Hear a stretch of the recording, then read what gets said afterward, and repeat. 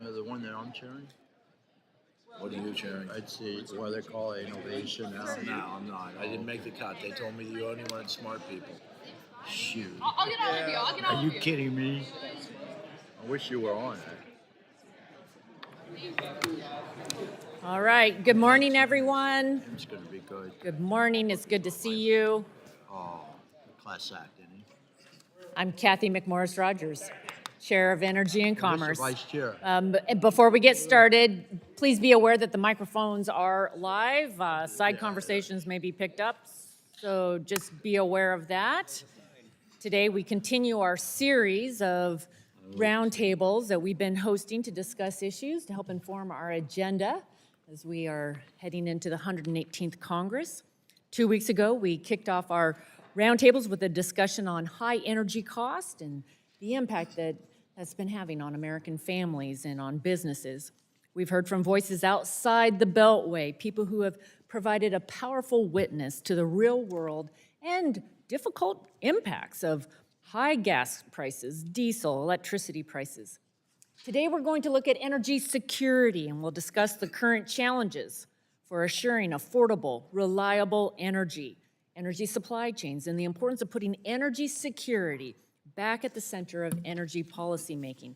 Energy security is national security. We see this right now in Europe. The fact is, the war in Ukraine did not cause the energy crisis. It exposed the vulnerabilities of a rush to green approach, the vulnerabilities that were exposed by Russia invading Ukraine. And Europe is the cautionary tale. We do not want the Europe model to become our future. And that's why I believe it is so important that we refocus on what is necessary for assuring national energy security. And this extends from policies that assure the reliability and the delivery of affordable energy and power right here at home, to strengthening supply chains, to building upon our abundant American natural resources and capabilities, to helping our energy alliances around the world. We need to assert and encourage the unique and proven American genius for making and doing things faster, better, cleaner than everyone else. American leadership matters. Our panelists today will all bring valuable experience and perspective on what it takes to flip the switch on for American energy and our future security. I'd like to extend a very special welcome to Dr. Edmund Schweitzer. He's a leader and inventor in power electronics, founder of Schweitzer Engineering Laboratories based in Pullman, Washington. I have the honor of representing SEL. His genius has been critical to helping secure the reliable delivery of affordable power in this nation. And then next, I'll ask each panelist to introduce themselves and provide some opening remarks. And then we will transition to a discussion among the members that are here. We want to be respectful of people's time and ensure all members and participants have the opportunity to speak. Thank you again, everyone who has traveled here to be here. I know you all have busy schedules. We appreciate you taking the time to share your insights.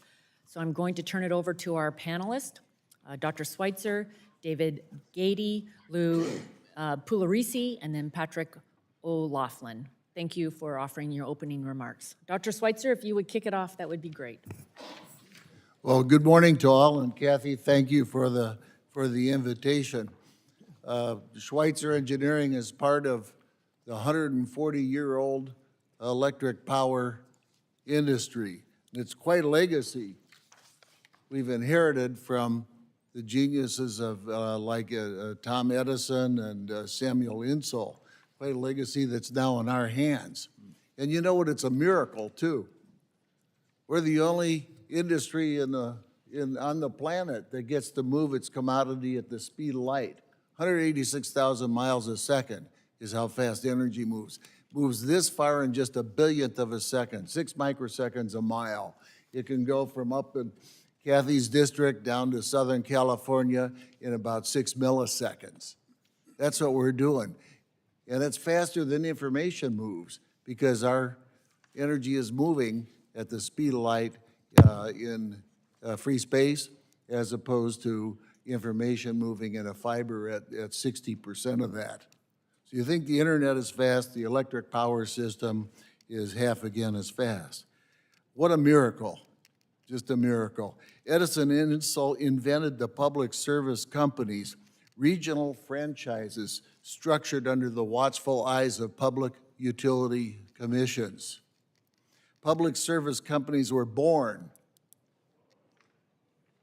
dedicated to safe, reliable, economical service to us all. They had to compete to win over customers from gas. Look, Baltimore Gas and Electric up north of here a little bit, they started out as Baltimore Gas Lighting.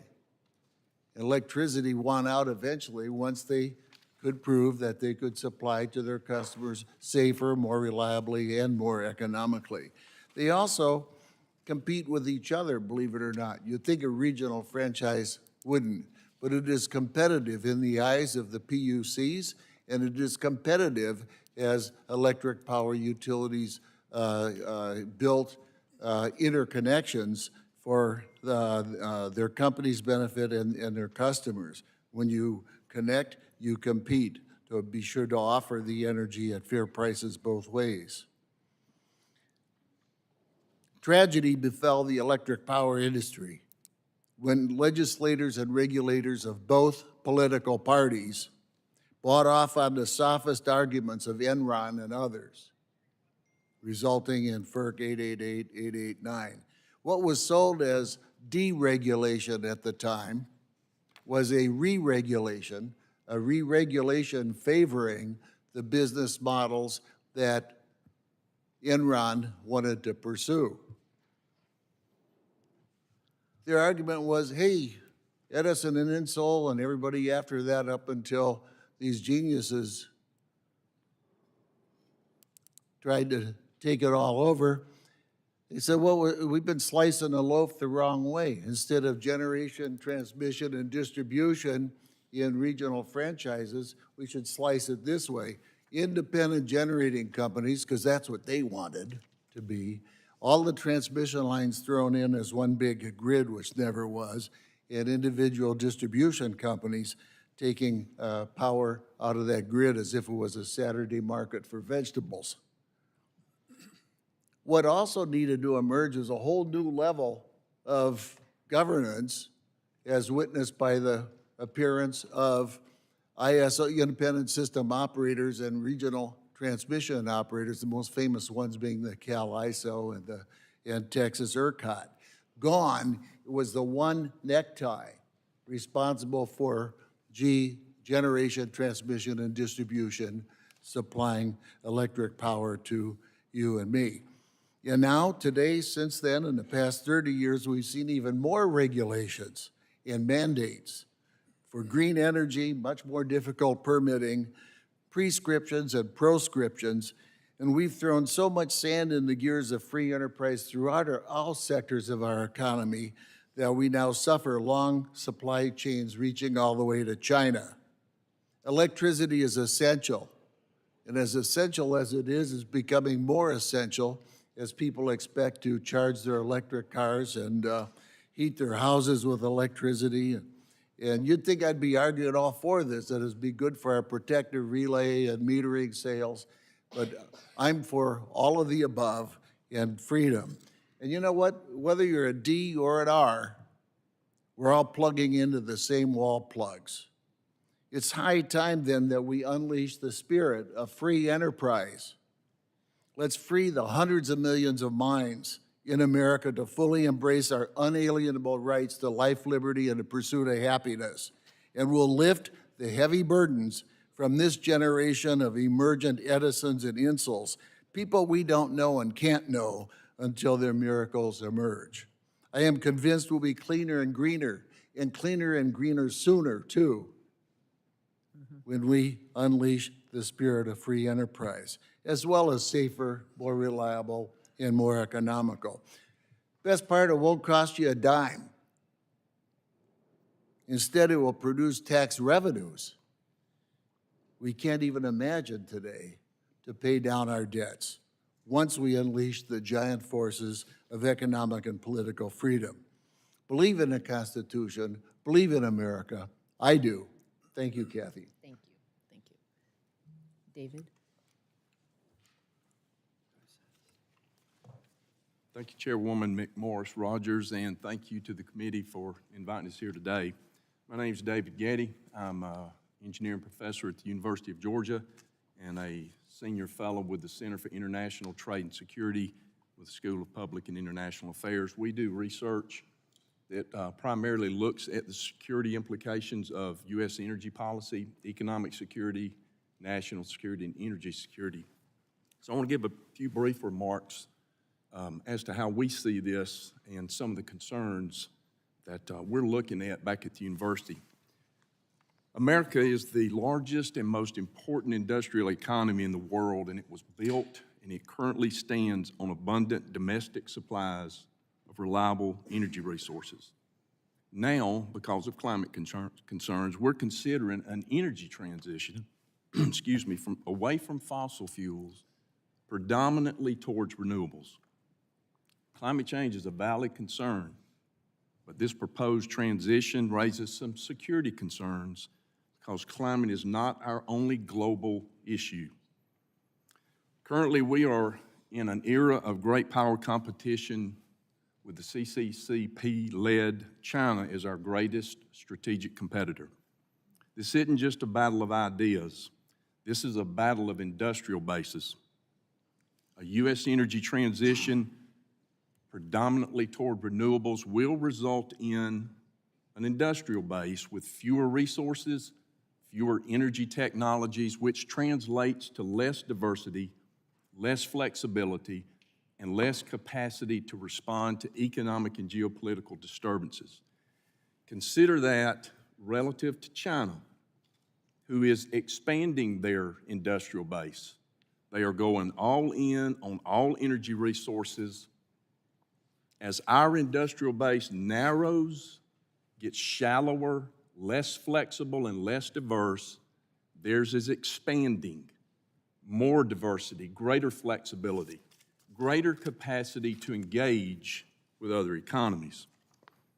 We have not calculated for whether or not we can maintain our status as the world's greatest power if our industrial base is being stood up by renewables and our industrial base is weaker relative to China's. Over the past decade, the U.S. has established itself as a global leader in oil and natural gas. This has given us a level of self-sufficiency as well as a capacity to partner with other countries, our allies and emerging economies. We must account for the geopolitical implications of disengaging from that fossil fuel network, that global network, particularly if we aren't aggressively pursuing nuclear power.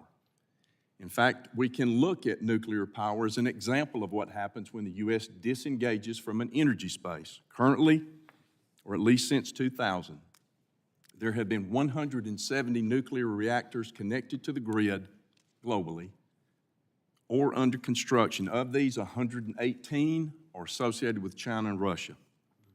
The U.S. has connected one to the grid, 2 are under construction in my home state of Georgia, and we have shut down 13 reactors since 2013. In 2021, about 95% of uranium purchases for U.S. reactors is foreign sourced. 14% of that is from Russia. About 81% of our enrichment services is foreign sourced, and 28% of that is from Russia. For now, China and Russia have the advantage in civilian nuclear deployment, but it is not motivated by climate change. As we debate restructuring our economy and our industrial base to reduce carbon in an attempt to battle climate change, which we cannot win unilaterally, China is structuring its economy and its industrial base to displace America from its position as the world's greatest and most influential superpower. The CCP will not sacrifice its geopolitical objectives or its dreams of national rejuvenation in an effort to battle climate change. And we need look no further than their own declarations. They are telling us what they're going to do. As we debate energy as a climate issue, China, Russia, and other authoritarian nations are debating it as an instrument of national power to advance their interests, which are not aligned with ours. In closing, I want to again thank Chairwoman McMorris Rodgers for convening this roundtable and for giving an opportunity to those of us who accept the seriousness and realities of climate change as a global issue, but do not accept a unilateral U.S. energy transition and restructuring of our entire economy and industrial base as the solution. This is not about what America can do with energy. That's an economics and technology question. This is about what America should do with energy. That is the security question that should be driving our national debate. Thank you. Thank you. Thank you for being here. Lou.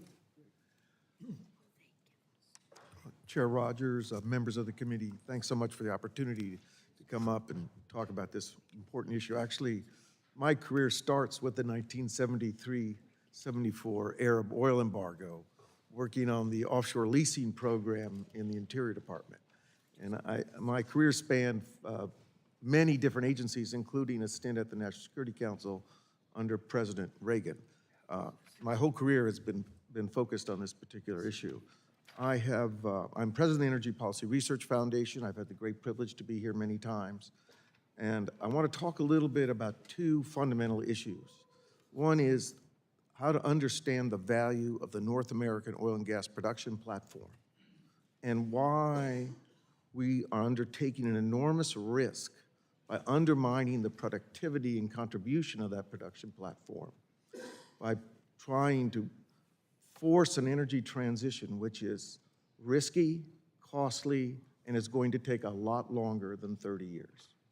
This is just, we've brought a few charts up, and I'm sure some of the members have had a chance to look at them. But first I'd like to say, if you look at the North American oil and gas production platform, it is an instrument of national power, wealth creation. I mean, I'm thinking about, recently, this is an interesting thing. There was a sale held, an offshore, federal land lease sale in December of 2019. It generated $1 billion. $500 million of that money was kicked back to the state of New Mexico. So when you want to halt leasing and development in oil and gas lands, someone needs to talk to the leadership in these states and say, by the way, you're no longer going to have this wealth to build hospitals, roads, take care of schools. So we've really not had that discussion.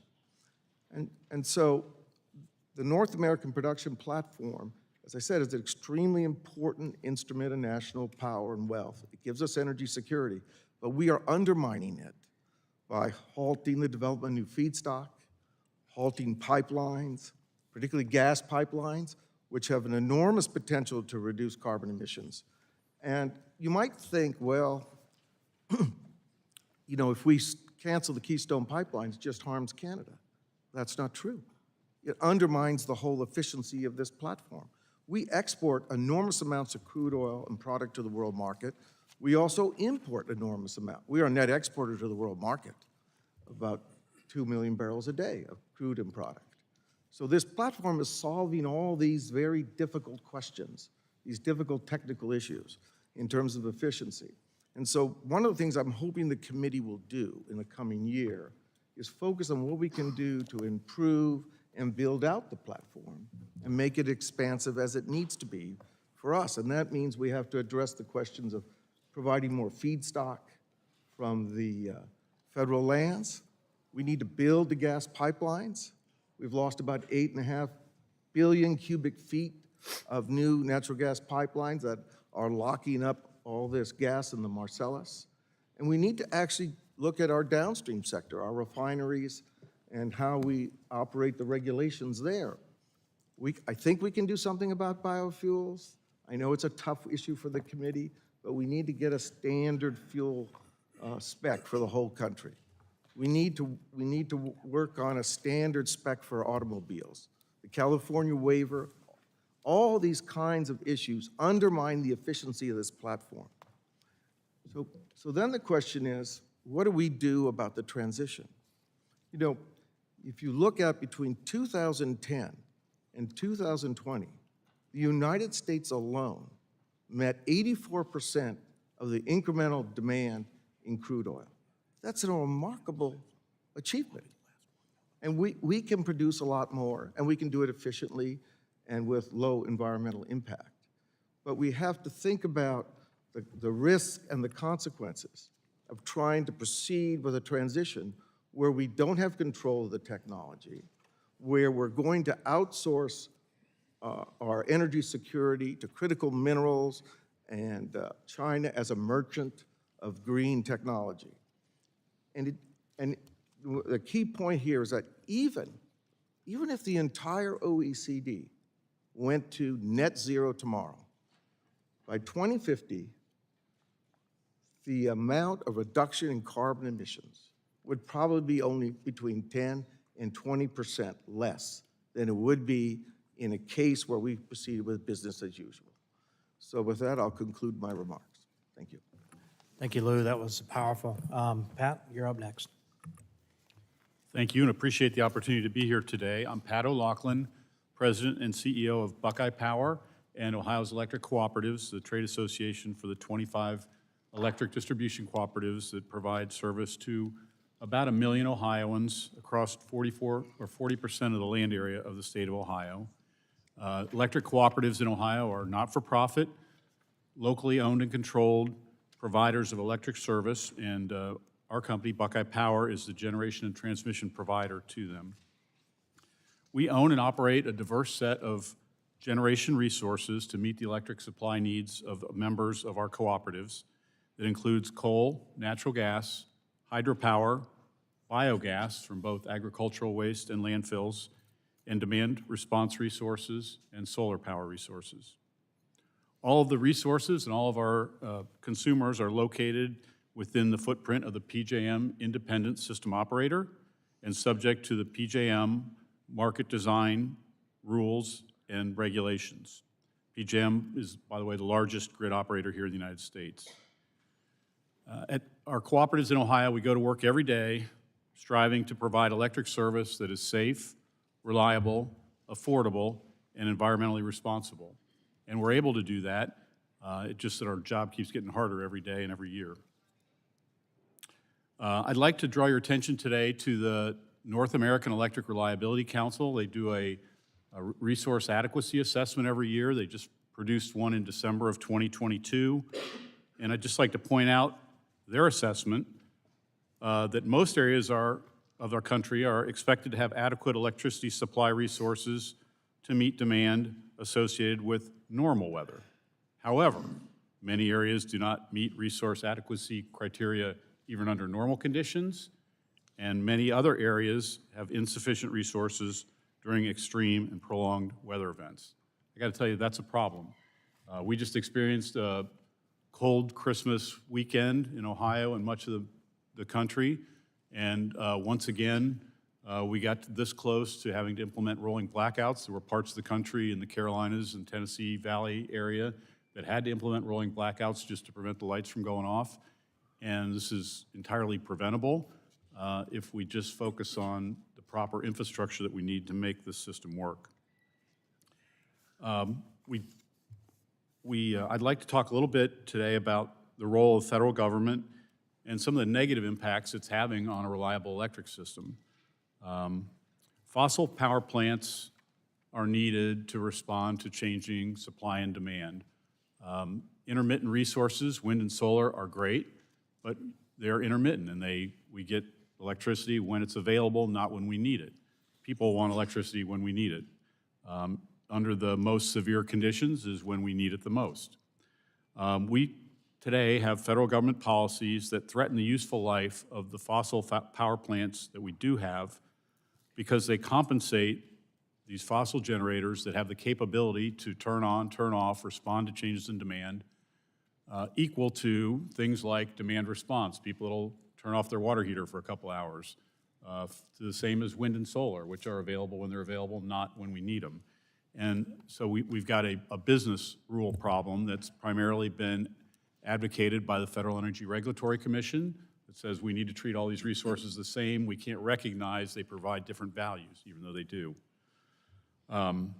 We've also been faced with environmental rules and regulation that are forcing costs on fossil generators that are no longer really productive in an environmental sense. Most of what we spend money on today has incremental, if any, environmental benefits, and it still comes at significant costs. And we need to look at what are we, where are we investing our money? If we're going to invest in fossil fuel generation, we know today that we're going to be faced with uneconomic investments in incremental or non-value-added environmental improvements. In my state of Ohio, in 2009, there were 21 coal-fired power plants that provided electricity. Today, there are 5. By later this year, there'll be 4. It was over 20,000 megawatts. It's today less than 8,000 megawatts. They've been replaced with some new natural gas plants, but less than half of what's been retired. And we are creating a larger and larger reliability gap that shows up on days like Christmas Eve this year. Wow. I guess finally, I'd just like to say that we are transitioning to a cleaner electric supply system that's less carbon intensive. We've been doing it for 20 years. Today, the emissions of all regulated pollutants is down anywhere between 60 and 90%, depending how you measure it. CO2 emissions from electric power production are down 33% across this country from 2005 levels. We're producing a little bit more electricity. We are expected to electrify much of the transportation and building infrastructure in this country, which is going to require additional electric supply, and wind and solar, renewables, batteries will be a part of that, but we are going to need fossil fuels to provide a reliable backup to those systems. I'd just like to close by saying our electric power system works on the principles of physics and engineering, not on aspirational goals. And today, more than ever, people are counting on us to get that right. People have become more dependent on our electric power system for their safety, their security, their economic well-being, and it's important that we get it right. So we appreciate whatever help you can give us in doing that. Thank you.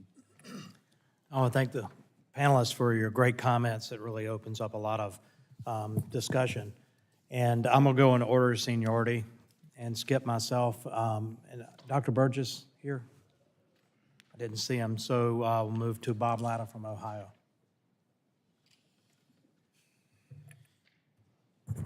Well, thanks very much for all of our panelists for being here. Really appreciate it because this is an absolutely essential topic that we're at today.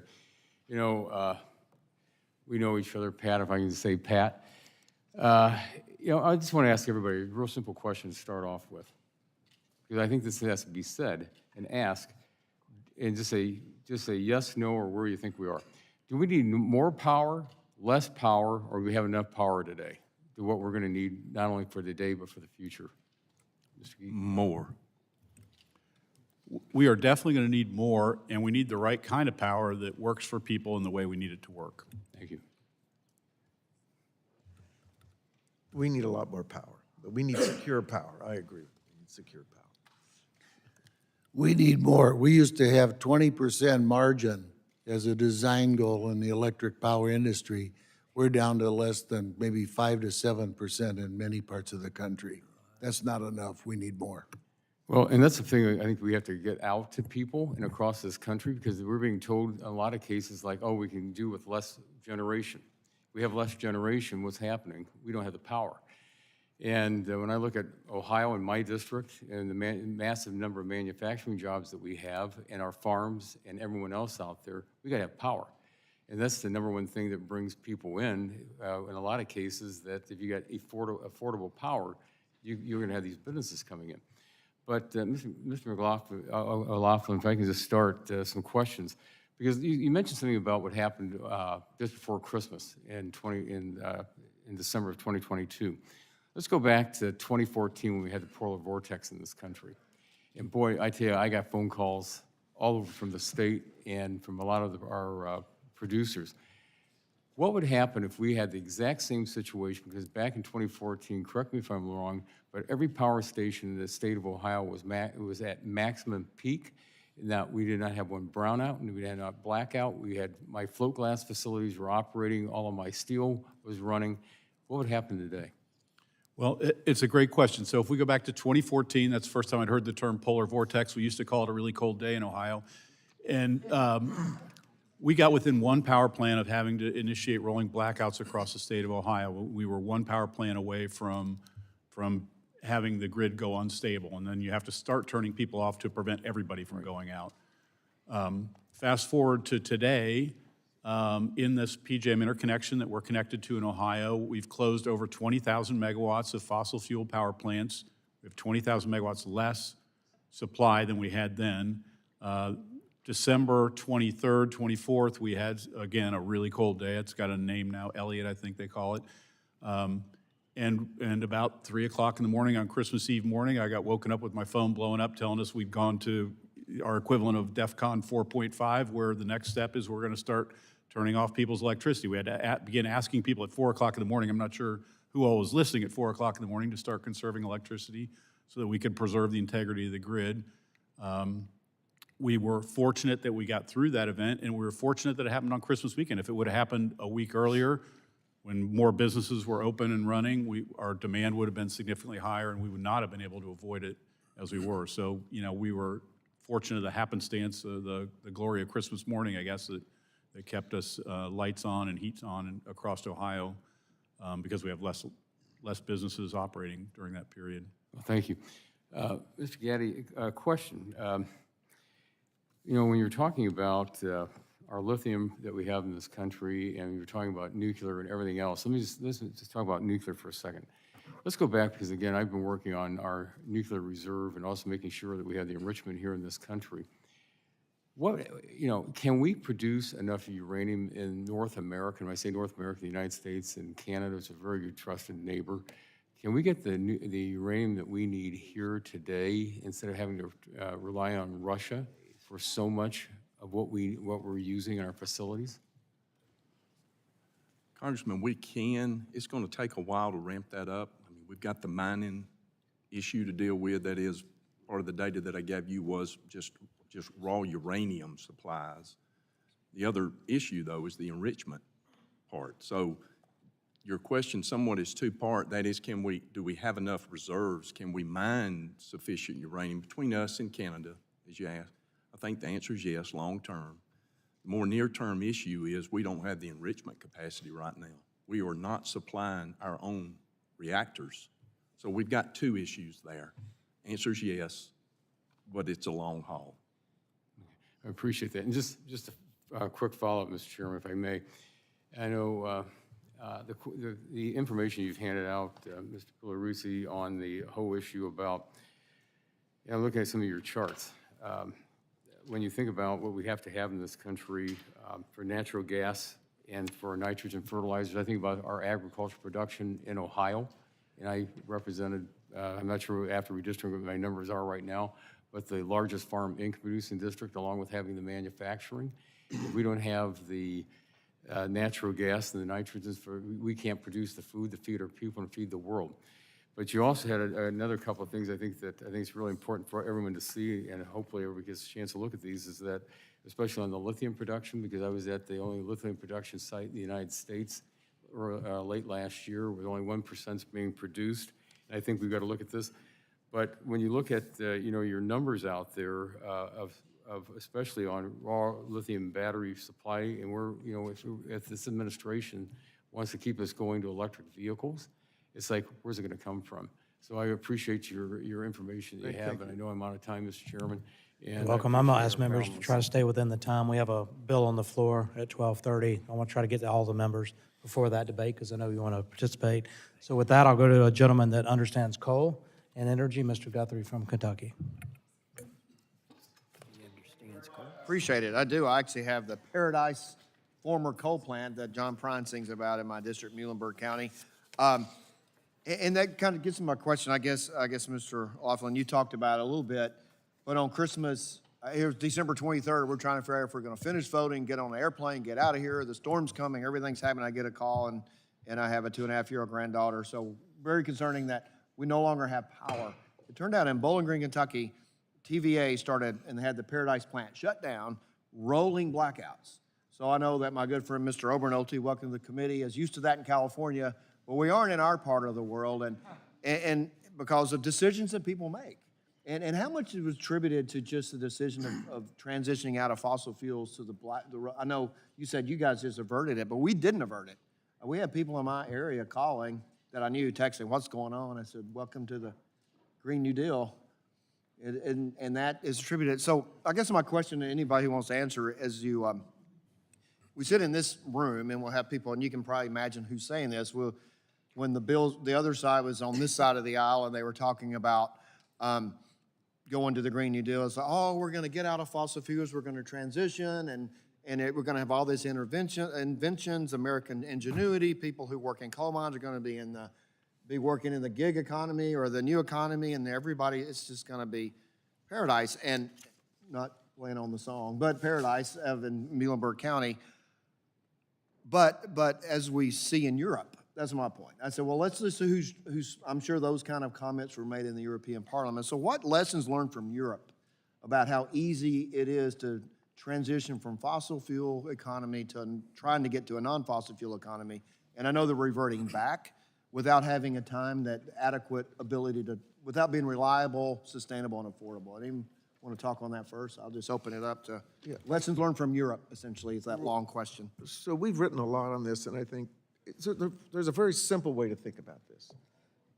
Intermittent power from wind and solar is not the same product as on-demand power from a coal-fired or a natural gas power plant. And intermittent power presents a lot of challenges. We can integrate it, but when we integrate it at higher levels without understanding the systemic risks and what it does to resilience, we're in a lot of trouble. You know, Secretary Perry actually did a proposed rulemaking to FERC. People sort of laughed at him, said it was crazy. But what he was trying to get at was that there's a difference in the products. On-demand power is more valuable than intermittent power. And we need to also understand that managing intermittent power, when it gets to a high percentage of the system, the costs just go through the roof. So one advice to policymakers, quit looking at levelized cost of energy. It doesn't tell you anything. You need to know what the system cost of integrating these intermittent fuels. And you're going to find out that it's very expensive if it gets to high levels, and that it's not going to happen quickly. Yeah, I guess I'd like to add to that. So it can be expensive, but you know, we have baseload power plants that are built to run through these things. We've run them for decades. We've invested billions of dollars in environmental improvements. And the reason many of them are closing is because of the continued death by 1,000 cuts of ongoing regulations that are relatively meaningless from an environmental sense, but cost money, and the uncertainty about the future of being able to operate that plant within the market economics that don't recognize the value of things like controllability, be able to turn it on, turn it off, turn it up, turn it down, and also things like on-site fuel supply, like we have at coal-fired or nuclear power plants. Natural gas is great, and it's super helpful that we've gotten so much lately, but it has infrastructure constraints right now that on cold days make it difficult, and you saw that. I think that was part of what we saw.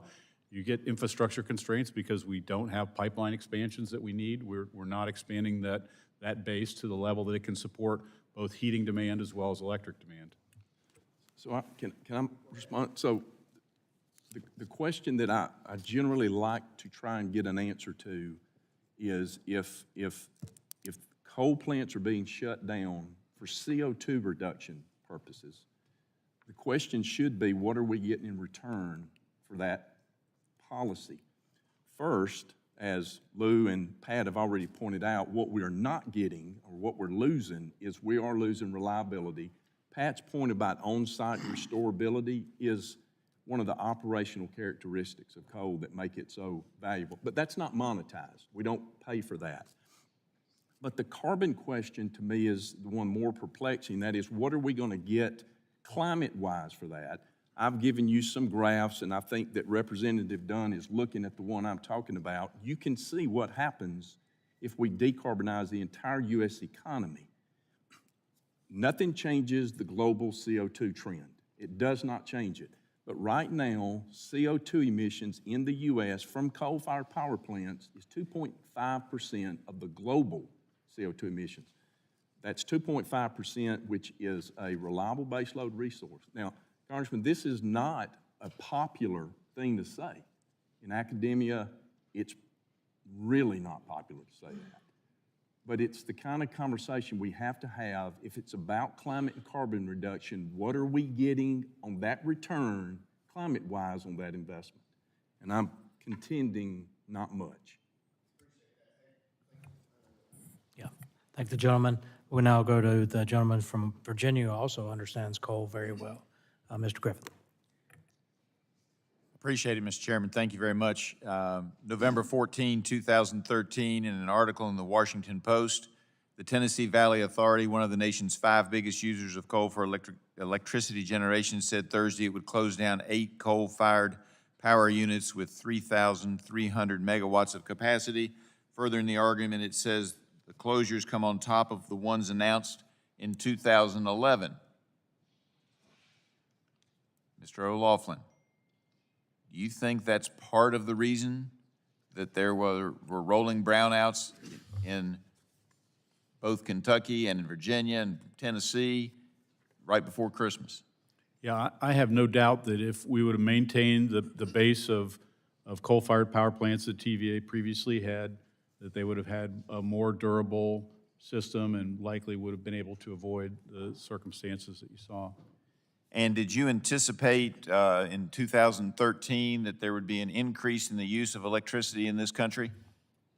We were forecasting that, as was every other utility, yes. Every other utility except the TVA. I go on further in the article, quote, from TVA, we find ourselves at a time when we don't need as much capacity as we have. There has been a significant reduction in demand over 4 or 5 years, and we don't see robust demand in the future.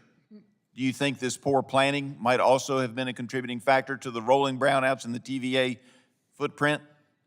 Well, I'm quite thankful that recessions don't last forever, and that last one did start to slow down, and we recovered, and our economy recovered, and we saw growth in electric demand return. Well, I find it kind of shocking that with all of the new developments in technology, even in as long ago as 2013, it wasn't the Middle Ages, that they didn't see an increase in demand coming. Do you think that's because they underestimated the economic value of Appalachia? Well, they certainly have devalued reliable baseload electric supply. And, I pointed to this North American Electric Reliability Council report. By the way, TVA was not one of the areas they were concerned about. They were supposed to be in pretty good shape. It didn't turn out that way. But so that just tells you how close we are, not just in some of the areas like California and Texas that we know about, but the entire country. We're sitting on the razor's edge. We've been able to live off the fat of the land, so to speak, for many decades now, and we're getting to the point where we're now having to face the consequences of poor planning and poor policies that devalue baseload reliable electricity. Well, I think that is a serious problem. We've talked about it a lot on this committee. I also have to tell you, having grown up in the Appalachian footprint and in the Appalachian region, to hear somebody say in 2013 that they don't think there's going to be demand for increased electricity when everybody else sees it coming. I mean, Apple phones, computers, everything is going in that direction. And to say that they don't see a robust demand in the future indicates to me that somebody wasn't in touch with reality, not only on coal-fired base or fossil fuel-based electricity, but on the economic potential of Southwest Virginia and East Tennessee and Kentucky and parts of Georgia and Alabama, and it's outrageous to me that that was their position at the time, and it doesn't seem to me that they're getting any better in understanding that we need to have a reliable base load for our electricity, not only in TVA, but across the country. Let me switch gears. Mr. Schweitzer, transformers, E-steel. We've had some significant concerns with the price of what's called E-steel, at least in my area. The steel necessary to make transformers, some regulations came out a dozen years ago or so that made it more expensive. I believe we only have one U.S. producer. Is that affecting any of the products that you're working with? I know you don't make transformers or E-steel, but are you having impacts with your industry with the affordability and the availability of steel used to make transformers? We use a lot of steel. Every one of our devices has instrument transformers at the front ends of these instruments, and we use a lot of silicon steel, and the supply of that in the United States has dwindled substantially in past decades. And we need to make it easier to dig a hole, mine and refine, to do all of these industrial processes, not harder. We need it. And if we do, we're going to be in great shape in America. And until we do, we're going to be dependent on people that maybe don't like us too much. And I appreciate that, and as a closing comment, Mr. Chairman, I'll just say that we have some really nice, rich metallurgical coal in Southwest Virginia, and it would sure be easier to get it if we didn't have regulations and regulators making it very difficult to do. I yield back. Gentleman yields back. I don't see Mr. Bilirakis, so we're going to move to Mr. Johnson from Ohio, Chair of the Environment Subcommittee. Thank you. I want to first start by noting a Forbes article from last year that I found interesting and actually quite alarming. It's entitled, "What's Good for Generac is Bad for America." Now, many of you may know Generac. You've probably seen their commercials for their standby emergency generators. It's a great American company. But did you know that business is booming for this emergency standby generator company? Here in the 21st century, in the most energy-rich, energy-innovating nation on the planet, Americans are clamoring for emergency standby generators. Now, why is that? This article outlines that in the last couple of years, Generac has reported record earnings. Their stock price has tripled. Then they boast about the long waiting list for people who have the resources to pay $3,000 to $5,000 to put down on one of these generators. Now, the problem isn't Generac. I'm not denigrating the company. They're just a company selling something people think they need. It's a free enterprise market-driven concept. It's a good business. But to my colleagues here on this committee, we've got to ask ourselves the question, why are so many Americans feeling the need to buy an expensive standby emergency generator? I mean, I don't know what more evidence we need to conclude that the American people are nervous. They don't trust our energy grid to meet their needs. Our constituents are nervous, they're anxious, and they have every right to be concerned. You probably won't be surprised that in California, businesses and households have bought so many backup generators that collectively, it's estimated that they can back up 15% of the state's entire electric grid with their standby emergency generators. And why is this occurring? Well, a major reason is the rush to green, ESG, and anti-fossil fuel policies that step by step, with power plant shutdowns and EPA regulations, have caused our grid to gradually become more fragile and ever more susceptible to extreme weather events and other disruptions. The bottom line is that the lack of a reliable and affordable electric grid it threatens our national security, cripples manufacturing, strangles our economy, and threatens the health and safety of the American people. So, Mr. O'Loughlin, I want to start with you. We've known each other for a long time, and thanks for representing Buckeye Power and the Buckeye State. I'm glad we're not talking football today, by the way, Mr. Cathy. We should be. Yeah. No, we shouldn't be. We get enough of that from down here. So, reclaiming my time, And the Buckeye State, and we know football too, so I'm glad you're here in Washington this week. You mentioned that while in Ohio, thanks to your great co-ops, we enjoy adequate and affordable electricity supply, but we are starting to see future strains on the grid. Can you explain to us that even though sufficient capacity is okay for now, as we move forward toward a more government-mandated electrified economy coupled with cold snaps or heat waves, how will that capacity remain sufficient if we keep up this rate of retiring reliable, affordable, resilient, dispatchable energy capacity from the grid? Yeah, well, the unfortunate problem is the path that we're on is it won't. right now, today, we count things like demand response, which is people voluntarily turning down their water heaters, or they're turning off their, electric supply to their businesses, which are very temporary things. People can't do that for 3 days or 4 days or 5 days. We count renewable resources, although we discount them somewhat towards that same thing, which may not be available. We had Christmas Eve, we had 4 or 5 inches of snow on top of our solar panels. They weren't producing any electricity in Ohio. I don't know about other places, but in Ohio, we were not. And to your point about, people are resorting to backup generators because they are recognizing what we've talked about here today, is that they can count on us to manage this less well than we have in the past, because all of the policies that the federal government has been imposing have been pushing against reliable electric supply and towards aspirational goals for environmental things that, as Dr. Gaddy pointed out, may not really get us very far anyways.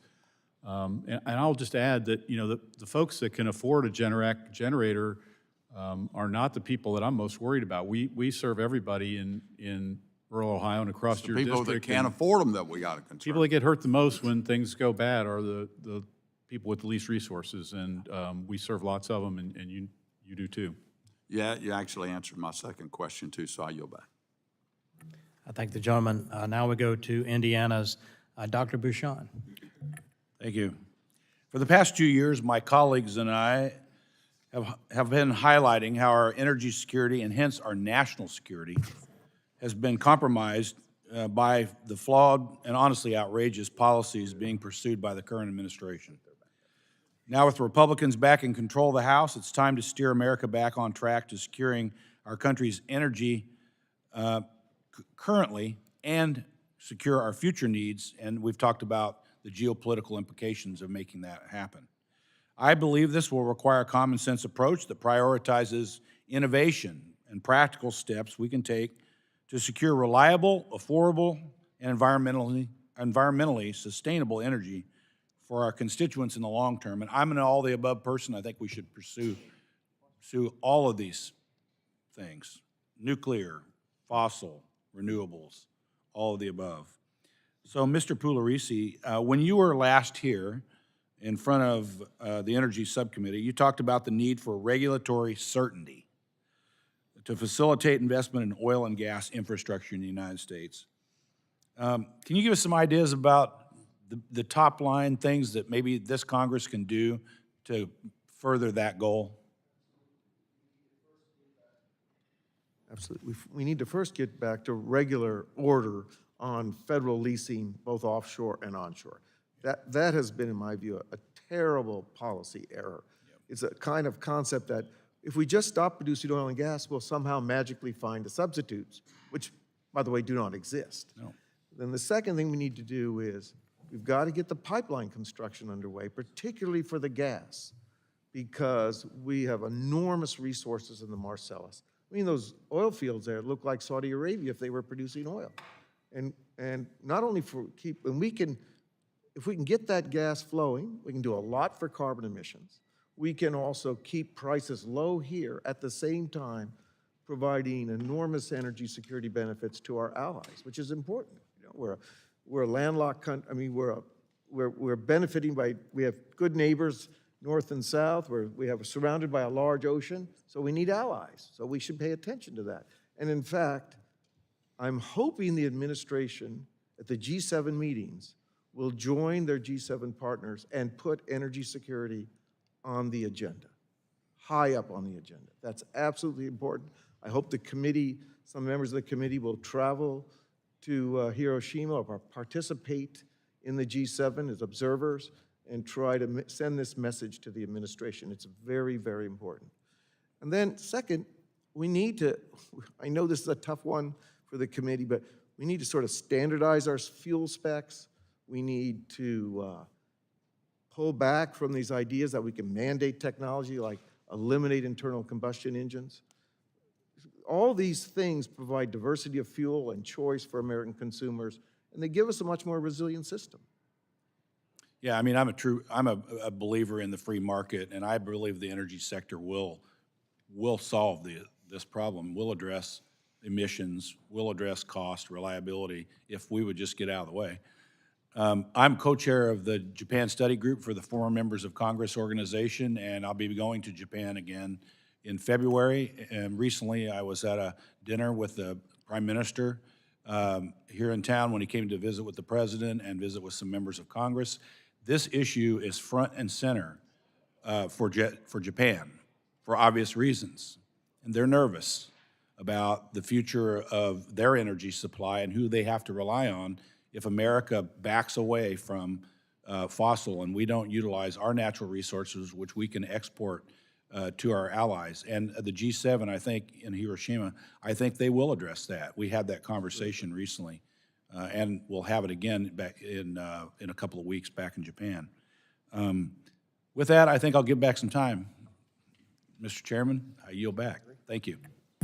I thank the gentleman. You know, where there's a will, there's a way, Larry. And I'm glad you made that point. I don't see Richard Hudson, so we're going to go to the gentleman from Michigan, Mr. Wahlberg. Mr. Chairman, and thanks to the panel for being here. My home district, which now stretches from Lake Michigan to Lake Erie, has two nuclear power plants, Cook power plant in Lake Michigan and the Fermi 2 on Lake Erie.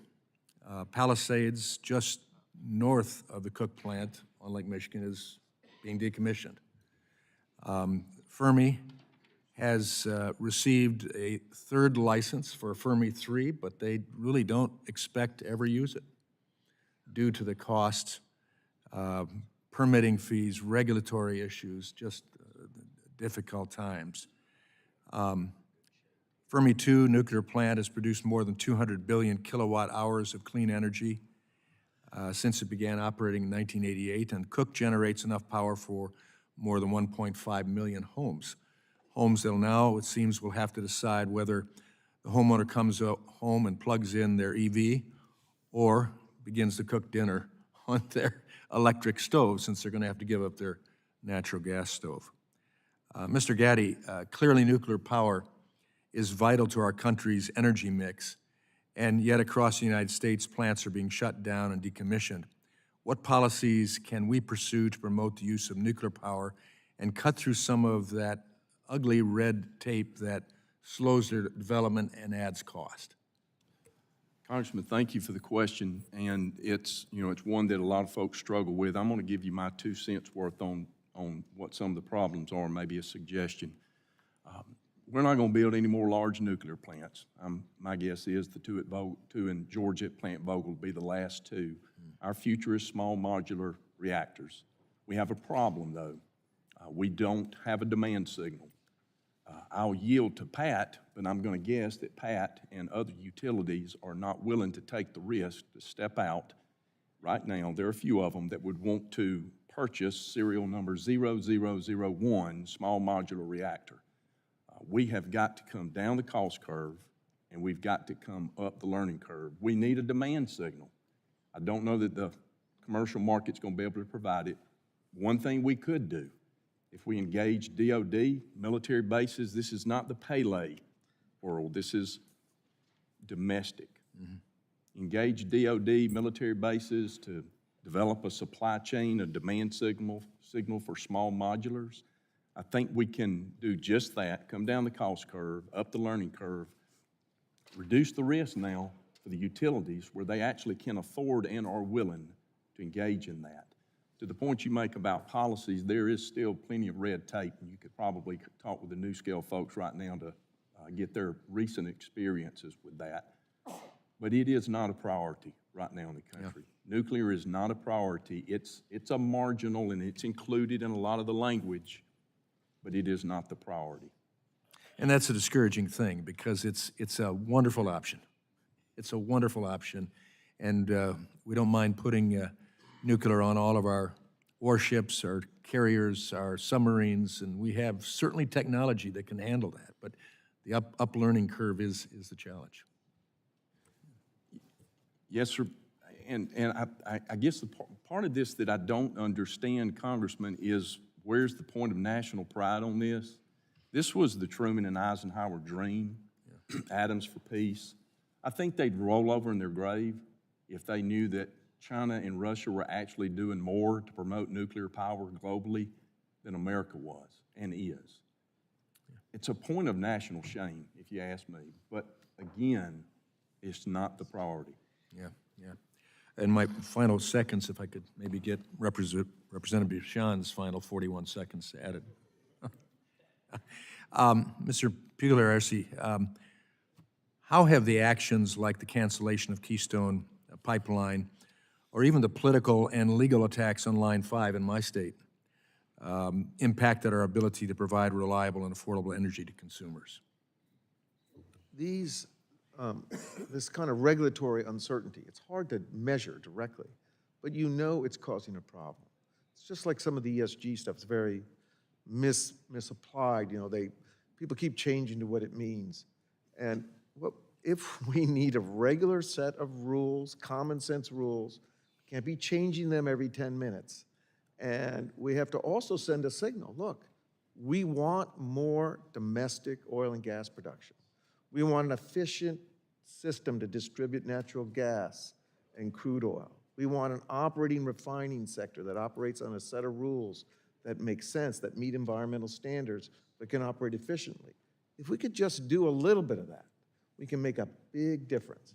And it's going to be positive for global emissions. That's the tragedy of this. People get stuck on these technologies, which have no, you know, in a system-wide, when you look at them system-wide, they're not really delivering what people expected. So, you know, I know the committee works on these issues. I know they're tough. I've been here many times to talk about them, but I don't think you should give up. I think you should keep at it. Thank you. I yield back. I think the gentleman in nuclear power is going to be a big focus of the Energy Subcommittee, especially how the U.S. competes with China or doesn't compete with China. We used to be a leader. So we're now going to go to the gentleman from Georgia who understands Vogel and what's going on down there, Buddy Carter. Thank you, Mr. Chairman, and thank all of you for being here. This is extremely important. Dr. Gaddy, remind me where you're from. The University of Georgia 2022 national champions. Back-to-back national champion. I thought that was right. I just want to make sure and verify. We took down a couple of Big Ten schools. Can we move on, please? Reclaiming my time. Reclaiming my time. Somewhat inauspicious start, but nevertheless, last time you were here, Dr. Gaddy, we talked about nuclear energy, and we continue to talk about it. Now, it's my understanding the NRC certified the first small modular reactor design in the U.S. just last week. That's right, the new scale SMR, they did. And do me a favor, just quickly, and we got new members here, and you know, quite honestly, there's some of us older members who don't, what is small modular? I mean, just in a nutshell, tell us the difference between it and the traditional nuclear reactor plants that we think of when we think about Chernobyl, when we think about 3 Mile Island, when we think about Vogel and everything else. I'll put it in a Buckeye shell. That way it'll make a lot more sense. Okay. To the committee. It's the size, Congressman. So by definition, less than 300 megawatts is a small modular reactor. The new scale reactors are 50 megawatts. They can be chained up to 12 to have a plant that's 600 megawatts. So it's primarily the size. But in the course of that, what we're doing is we're trying to decrease the cost per megawatt as far as what the cost is to produce these. They are manufactured at off-site facilities as opposed to being stick-built on the power plant site like they've been done, you know, forever here in the U.S. So there's a lot of in the process of simply manufacturing it. They are modular, they're cartridges, they are reactors that are brought in and they can be replaced while the plant is still running, oftentimes depending on the design. Right now, we're trying to refuel at a large nuclear plant, going to take the reactor down. This will allow some of that, again, if you've got 5 or 6 or 7 small modular or smaller reactors So you running. can combine them? You can put these in series, that's right, depending on the size, Okay. So they're small. It's like what we have on Navy ships. It's just not enriched to that level. Well, we always think, I think, in terms of the bigger the volume, the cheaper the price. Is that the problem? It's not so much the size as it is how they are manufactured. Again, these are manufactured off-site So there's not so much on-site stick building construction. It's like a modular home. They're cheaper than when you build a home on your site. So the problem and the reason that we're not seeing a proliferation of this is cost or what? We are not, and I won't use the word proliferation, I'll just use the word growth in the nuclear sector. It's a little bit scary when we had that phrase, but Yeah. I think the last one we built was somewhere back in the 80s. We made policy decisions in the U.S., particularly in the 80s and 90s. The experimental breeder reactor that was going on at that time, we stopped. We essentially ended our R&D in advanced reactors. I think when the Cold War started, we thought we had pretty much defeated everything and everybody, and we didn't think nuclear was going to be that big a deal. Now it can't compete, to the point of what's being raised here on the panel. It can't compete against subsidized renewables, and it can't compete against extremely inexpensive gas, particularly when it's not rewarded for its baseload capacity. Even though it is the proven 24/7 baseload energy, carbon-free. It's not rewarded for its benefits.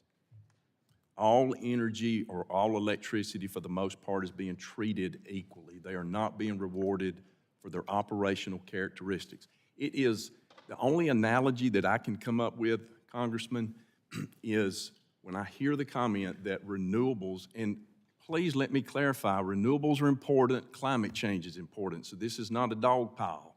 But when I hear the comment that renewables are competitive with natural gas, coal, and nuclear, it's like saying that my middle relief pitcher is competitive with my shortstop. They both play baseball, but one of them plays every day, all the time, hits, runs, throws, and fields. The other one comes in every now and then.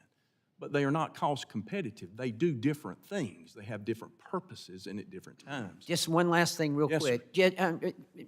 Is the small modular units, are they more socially acceptable or because, you know, there's just this tendency out there for the general public to just fear nuclear.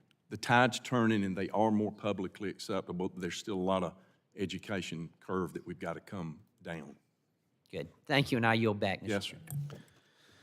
So I'm next on the list. I recognize myself for 5 minutes. I'm not going to take it all. I'd like to point out that Clemson University, along with Duke Energy, has a drivetrain facility. Go Tigers, buddy. Drivetrain facility in Charleston, South Carolina, and at that they are working on grid security. They have the ability there to actually hit the grid, simulated grid, separated from the actual grid so it doesn't do any damage, and test all kind of components. I'm sure that Dr. Schweitzer's company produces all sorts of grid security, whether it's cyber or whether it's EMP type event. So I would invite anyone to go to Charleston and visit that facility. It's phenomenal. They also are testing the drivetrain on wind turbines as well, torque and reliability. So it's a great facility. I want to thank Pat for mentioning the Christmas Eve event because I talked to my utilities in South Carolina, and that was a real event. It was almost a Texas-like event across the Southeast where if you look at the energy matrix on a control panel, you've got wind and solar as part of it, as you pointed out, but when the solar panels are covered by clouds or snow, that power drops off often rapidly. You've got nuclear power that's always providing that steady baseload power.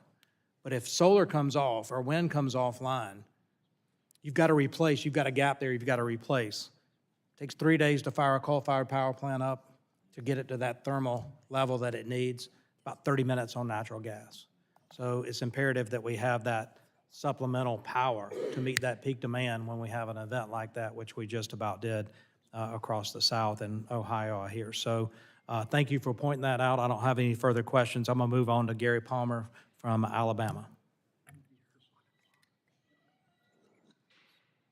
Thank the chairman. If you say roll tide, we're going to end this. It's not germane.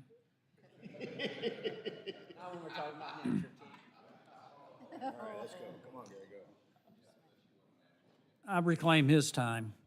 The thing I've been trying to point out to folks is that there's certain engineering and scientific and technological realities that so many people just totally ignore. And I mentioned this yesterday. We had another discussion about this. A report from the Electric Power Research Institute about getting to net zero by 2050.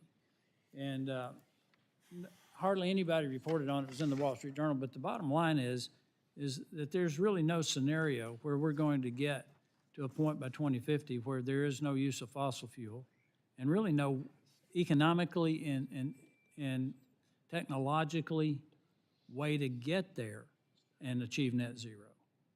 So in effect, we're enacting policies in the United States and in Europe that are going to seriously compromise our economies for something that is really a climate slogan. It's the same thing with the 1.5 degrees Celsius, that goal.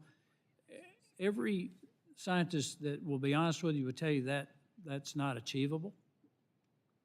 And I also, since Alabama had such a bad season, I've spent my time reading reports on mining and things like that. Just point out that the impact in terms of mining and the use of coal, do any of you believe we can produce steel without coal? Or that we can produce the composites that you need for turbine blades without oil? I mean, it really, really concerns me that there's so much misinformation and that the science has become so politicized. And it's across the board, whether you're talking about the climate and renewables. I'm not against renewables. It's just that they're intermittent. They will not sustain an economy. The only way that you can go zero emissions and sustain an economy is to go nuclear, if that's your objective. But even then, you've got to have an enormous amount of concrete, an enormous amount of steel, an enormous amount of composites, an enormous amount of glass. 70% of your production of glass for solar arrays requires natural gas.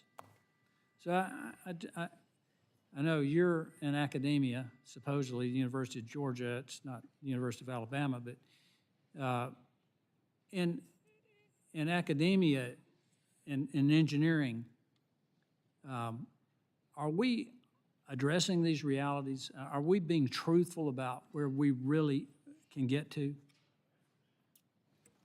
So, Congressman, this is where my answer may result in me not being able to go back to work. So I'm going to just be, Well, I'm going to be direct We can and go in the blunt. skiff and then everybody will know. No, sir. No, sir. I'm going to give you a direct answer. There is simply a strong belief system that America can do this. That is, America has always been able to do anything. And you know what? That's just about the case. But that's the wrong question. It is not about what we can do. I don't believe we can anyway. It's what we should do, and we should not do this. The climate issue that you point out, Congressman, again, we're seeing it with California. They have the lowest carbon per capita than any state in the country. And if what they're going through is climate issues, it's not helping them to reduce their carbon. Same in the U.S. Climate change is not going to stop at the borders because the U.S. has a decarbonized economy. It's not going to happen. Our climate issues should focus on our infrastructure and hardening our infrastructure to be resilient during climate issues, not Exactly. decarbonizing. And for future events like, an electromagnetic pulse event, which could come from a coronal mass ejection, I asked someone with a major power company what you've done to prepare for that, and they said, well, we have redundant systems. Well, that won't work. We already have a shortage of transformers. So I know I kind of got us off on a little different path here, but there are certain realities in engineering and from an environmental impact. If you read this report on what it would take to build out a completely renewable system, the ecological, environmental impact would be incalculable. I yield back. Jim yields back, so I'll go to Dr. Dunn from Florida. Thank you very much, Mr. Chair. And I want to thank the members of the panel for coming. You guys are, all bring credible voices to a very serious issue, vast experience. I'm familiar with Dr. Gaddy's body of work. You bring a lot of clarity to this subject, even if you do talk funny. But, but everybody's got to get shot at Georgia in here, right? But energy security just fundamentally means abundant, reliable energy at an affordable price. And ever since this administration took over, they've been sort of pushing the rush to green and the ESG stuff.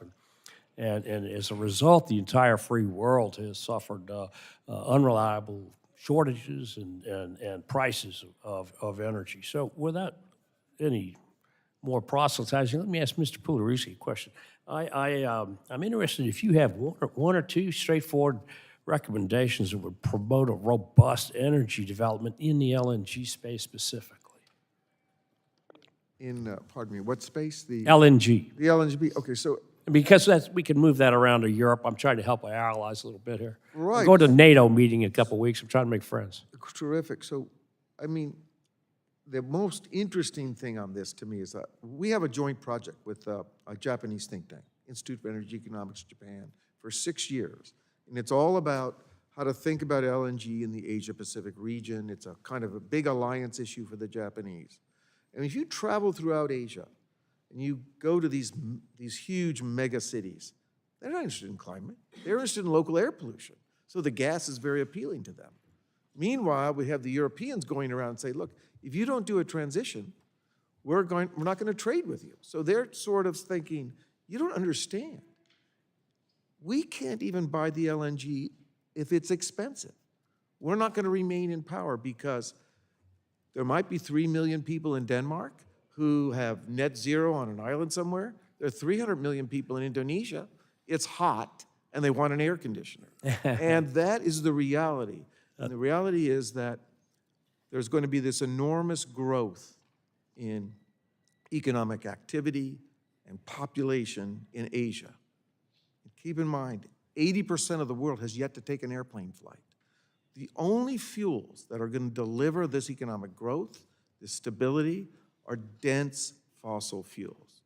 4 pillars of modern civilization: cement, steel, fertilizer, and plastics have no cost-effective substitute. What do you think is going to happen when these countries grow? They're going to want all of these elements. That's a feedstock for a lot of things as well, not just an energy question. That's right. Mr. Laughlin, the rural electric co-ops bring a large portion of the power to my district. We're still recovering from a devastating Hurricane Michael that hit the district.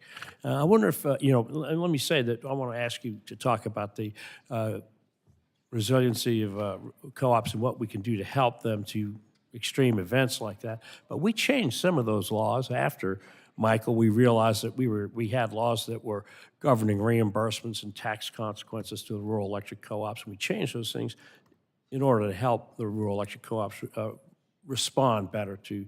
You have some more ideas we can take home? And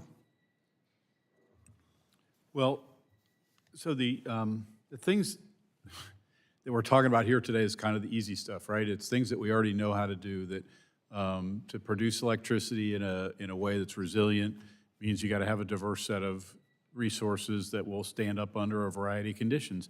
And we talk about extreme conditions as if they're things that might happen. They do happen. We see it all across the country, and we just need to be prepared for them. There's things that we can do on the electric distribution and transmission networks that, your state has actually been a leader in hardening systems to prevent damage from wind and things like that. And in our state, we've learned how to handle ice and cold weather. I'm trying to get at statutes. Things congressmen aren't going to go down and cut out tree limbs for you. But are we making laws that get in your way, keeping the utility lines free of debris and things like that? Well, the problems that we have are largely around federal lands and state-controlled lands and getting in to clear those properties. In Ohio, those are the only places that we have serious problems with it. We always have to deal with local property owners and property rights, but those are normally resolved. When it comes to governmental lands, there's been a considerable resistance to letting us get in and do the things that we need to do to clear those lines and I think you've seen that in many Well, states. please keep this in mind when you see the federal government getting in your way. You know, there actually are a large group of us up here who'd like to get out of your way, get off your back. And with that, I yield back. Thank the gentleman. I'll now go to the Vice Chair of the Energy, Climate, and Grid Security Subcommittee, Mr. Curtis from Utah. Thank you, Chair. With a couple of the members from this committee, we were invited to Europe a little over a year ago by the European Union to talk about climate. So first of all, let's enjoy this moment that Republicans were invited to Europe to talk climate. Second of all, that we went. As it turned out, totally by coincidence, we arrived the Monday before the Ukraine war broke out. We were there while the war broke out and several days after the war broke out. And instead of a revelation that they were hoping to give us about what they had done on climate, we saw knee-deep the false premise that they had pursued and the consequences of that premise. And all of a sudden, we saw clearly that the emperor had no clothes. And subsequently, what I've learned is that Belgium, where we first landed 20 years ago, had 7 nuclear plants. The environmentalists said they're bad, shut them down. At the time, that produced half of Belgium's power. Today, that half of their power has been replaced by dirty Russian petroleum products from their enemy. 15 years ago, I'm told that Europe produced as much natural gas as Russia, just 15 years ago. What happened? They decided that they were too good to frack. So today, they buy fracked natural gas from their enemy. And what's so glaringly clear to me is that we have been told for many years that we must sacrifice national security, we must sacrifice affordability, we must sacrifice reliability, all so that we could reduce emissions. And yet, that path has only led to greater emissions in Europe, and Europe is a mirror, I think, for the United States of our trajectory and where we're headed. And my observation is that people have reacted to this, what we've been told, in 2 ways. One is to drink the Kool-Aid. Mr. Getty, it's clear that you're a little uncomfortable, that many of your colleagues have drunk that Kool-Aid, and if you push back, you're somehow wrong or somehow don't care about the earth. I think the other reaction has been to ignore or to push back, and anybody who ignores or pushes back is automatically deemed someone who doesn't care about the earth, somebody who denies the science. And in reality, that's just not true. And I do think that you're going to find Republicans and conservatives more and more going on the offense and saying, wait a minute, this is what I believe firmly. We can have energy independence. As a matter of fact, I think we can be energy dominant. We can have low, affordable prices, and we can reduce emissions. And that needs to be the new narrative, is we don't have to sacrifice all of those things, and we care deeply about the environment, and we can show you how to reduce emissions. I wish that we could line up all the power sources that we've talked about today, all the options, and put them in the starting gates and say, okay, in 2015, here's what's going to declare the winners: affordability, reliability, safety, and clean, and let them compete. And I think what you are going to see in 2050 is we're going to see fossil fuels, we're going to see nuclear, we're going to see wind and solar. But today, every one of them have a little bit of a barrier in that affordable, reliable, clean, safe area, every single one of them. So for wind and solar, it's storage, right? For nuclear, it's probably safety. For fossil fuels, it's cleanliness. And yet, if you look at carbon sequestration and direct air capture, and the fact that we've talked about today, that all of these fuels will be needed in the year 2050, that is how we need to be talking and moving people towards these goals. So I'm curious, I've probably talked more than I should have, but I'd love to know, just in the minute I have left, what the 4 of you see in 2050, like who prevails in this, and how do we make sure that we clear this field so all of these things have an equal chance?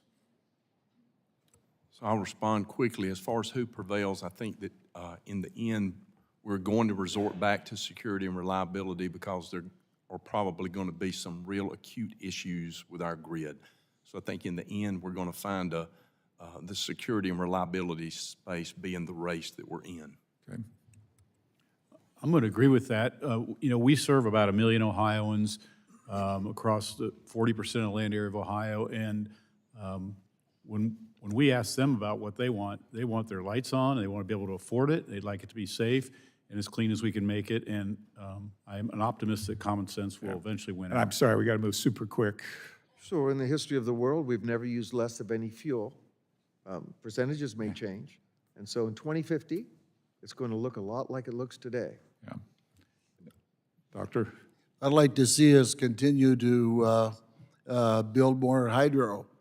Cathy McMorris explained to me one time we could double the amount of energy produced in And I hydro. wish I could let you expand, but the without chairman's going to cut even me off. Let me just say producing this, new we got to dam. make a decision. Do we hate emissions or do we hate fossil fuels? And I think the answer is, too many people hate fossil fuels, not emissions. Thank you, Mr. Chairman, I yield. Thank you, Vice Chairman. I'll next go to a member who understands nuclear, and it's going to be a leader, and that's the gentlelady from Arizona, Ms. Lesko. Let me try to turn this on. First of all, I want to thank all of you for being here.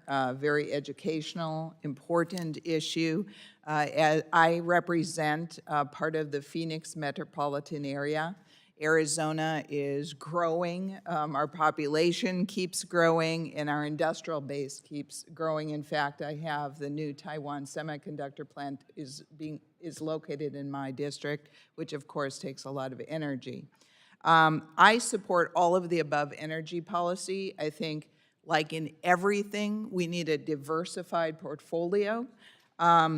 Unfortunately, as all of us know, the Biden administration and most of the Democrats are pushing for a rush to all solar and wind. And Arizona's neighbor, California, is especially doing that. And they even pay Arizona to take off of their hands excess solar energy during certain times of the year. My question is, since renewables produce intermittent power, there's a need for energy storage. How long of a time period do you think it's going to take to have enough energy storage in order to have sufficient amount of energy for the grid, and this is open to anyone? I'm also going to ask my other questions. How can the industry help us, Congress members, educate the public for the need of diversified energy portfolio? Because at least in Arizona, a lot of the public think, oh, solar is free, it's not going to cause any emission problems, it's great, they have no idea that there needs to be energy storage. My last question is, we have to be realistic. The president and the Senate are controlled by Democrats. What can Republicans in the House do to push back? So open to anyone. I'd like to comment on the energy storage, that the safest, cheapest, easiest way that I know to store energy is water behind a dam. So when the Northwest, we're blessed with lots of hydroelectric resources. On a windy day, the rivers slow down, and when it's calm, we speed it up and generate the electricity. Other parts of the country have these capabilities as well. So not only is hydro a good, clean, renewable source of energy, but it also is a vital part to energy, solving the storage problem of the intermittent sources that pique so many people's interest. If I could, the next best way to store energy is in the form of fossil fuels sitting on a coal pile or in a reservoir of fuel. That is a form of storage. If you're talking about battery storage, the batteries we have today will last about 3 hours.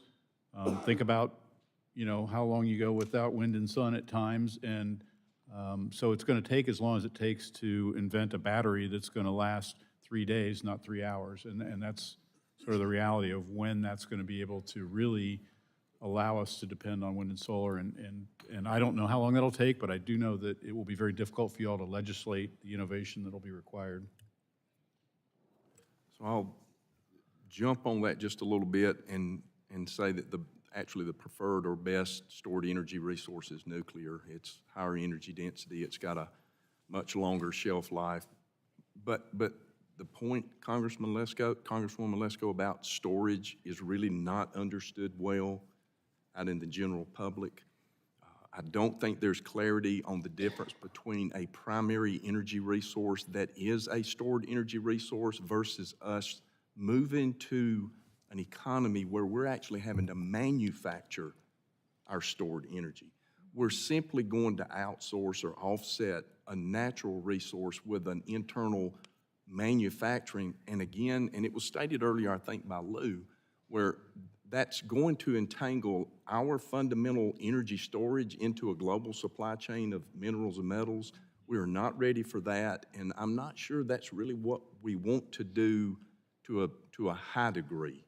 Certainly we want to develop batteries, but the extent to which we do that and depend on it, we really need to analyze just what that is. I thank the gentlelady, and I appreciate Mr. Schweitzer mentioned storage with water because Ms. Lesko attended a trip to a hydro storage facility in my district known as Bad Creek, stored energy to be used when that demand's necessary. So now we'll go to the gentleman from Indiana, my friend, Mr. Pence. Thank you, Mr. Chair.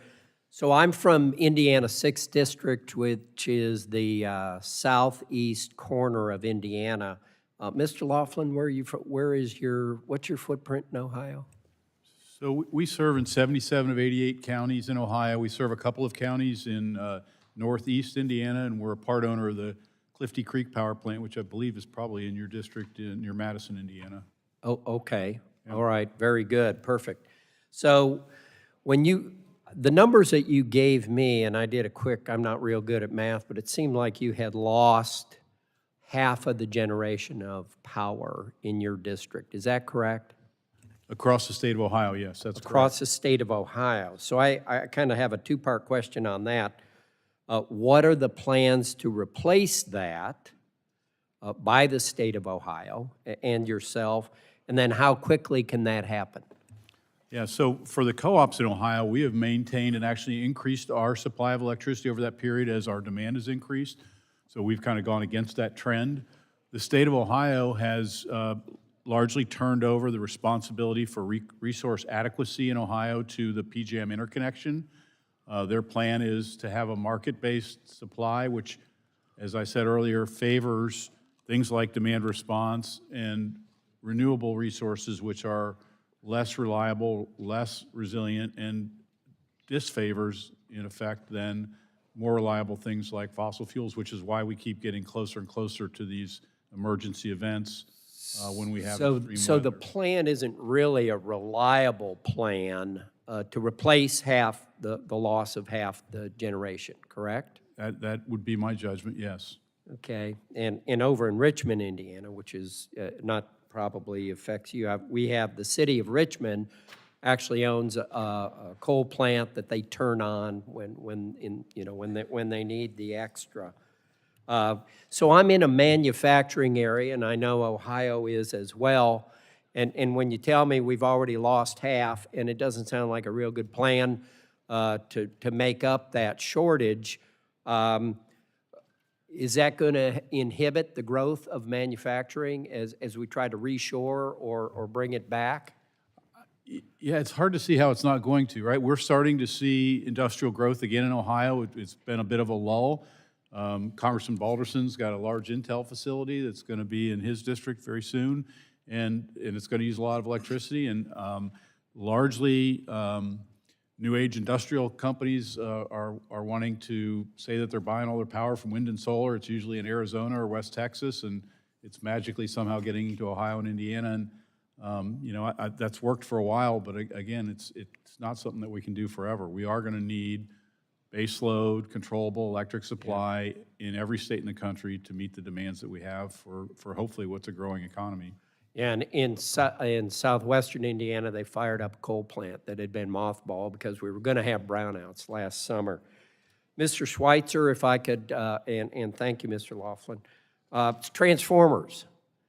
I'm driving through Hancock County, which is just outside of Indianapolis, and it's a huge growth area, and I'm with a utility, okay, a local utility, and they point to a neighborhood and said, if two houses, and Mr. Laughlin shaking his head, if two houses next door to each other put in electric cars, Teslas, then we have to put in new transformers. Can you explain that a little bit and why that is? Sure. The diversity of load is something that Edison and Insull realized was the key of success for the central electric generating stations, meaning we turn on and off things at different times. And now, when we bring on entirely new loads, and probably loads that are not very diverse in their use. I mean, people get home at the same time, and they might be expected to plug their cars in at the same time. So there's a huge new demand, and the demand is indeed huge. Maybe it's a 25 kVA transformer out in the front of a couple of houses that will have to be replaced by a 50. And so are there enough transformers available? Well, you know what? If you mandate something, there's never enough. It takes some time for supply chains to react, and when we let that happen naturally, there will be enough. So we'll get there a step at a time, as long as people are free to choose the kind of cars they drive, the kind of stoves they use, the way they heat their homes, will be just fine. All right, thank you all. I yield back. Thank you. Next up, gentleman from Texas, Mr. Crenshaw. Thank you. Thank you to all our guests for being here. I want to follow up on Buddy Carter's conversation about small modular reactors to Dr. Gaddy. Because you mentioned, like, what we're trying to do here is build basically what the Navy has in a carrier. And the first thing that came to mind was, who is building those? Why can't we just copy them and build more of them? We can. To answer your question, we can do that. As far as who's building those, I'm not sure who the exact manufacturer are, those congressmen, who that is, but we can. Yeah, there's one specific manufacturer that builds nuclear submarines, for instance. I don't know if they're the ones who also build the reactors. It would seem like they would contract that out to someone else. But it's very confusing to everyone on this committee why we can't move this technology forward. Another question I have is, and I want to get out into the public debate, is the feasibility of higher enrichment.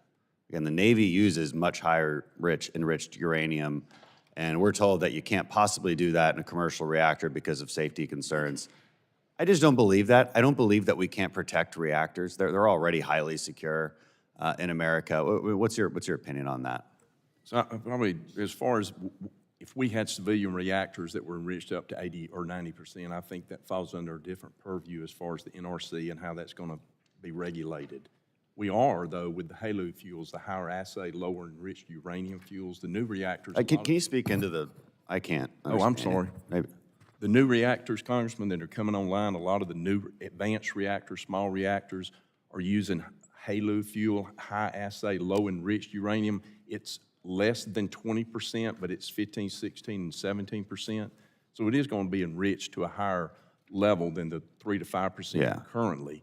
So we can do that. It's not that we can't, but right now we still don't have the enrichment capacity to provide those reactors that are about to come online. The one that's that has been approved out for Wyoming, it's Bill Gates's. It's the natrium reactor, molten salt sodium cooled reactor. It's going to be a highest, and it's already been delayed 2 years because of fuel supply. Okay, so we don't have the enrichment capacity. Then how does the Navy enrich it? They have their own enrichment. They have their own enrichment capacity. Own enrichment. But I mean, it is true just in general that you're going to get more power, more efficiency at a higher rate of enrichment. It is, and Congressman, it would be outside of my lane to be able to comment competently on that. As to the answer to your question is absolutely yes. Yeah, it's just a matter of will. It seems like we sort of put these obstacles on ourselves. Yes, sir. Reprocessing too, reprocessing spent fuel. Same question, really. We tried that. In fact, it was over in South Carolina. But right now, it's cheaper for us to purchase fuel than to reprocess it. Okay. We should be reprocessing, though. We should be. Yeah, just as a. What about storage? You know, we have these debates in here about Yucca Mountain and all that. And then I hear from other nuclear experts that this is a silly debate. We should just store on site. It's perfectly safe, cheap. Why wouldn't we? It's been safe for these 40, 50 years. It's been safe. We've got, we've been paying for Yucca Mountain to store it geologically for all these years. That's a political, whatever that's called.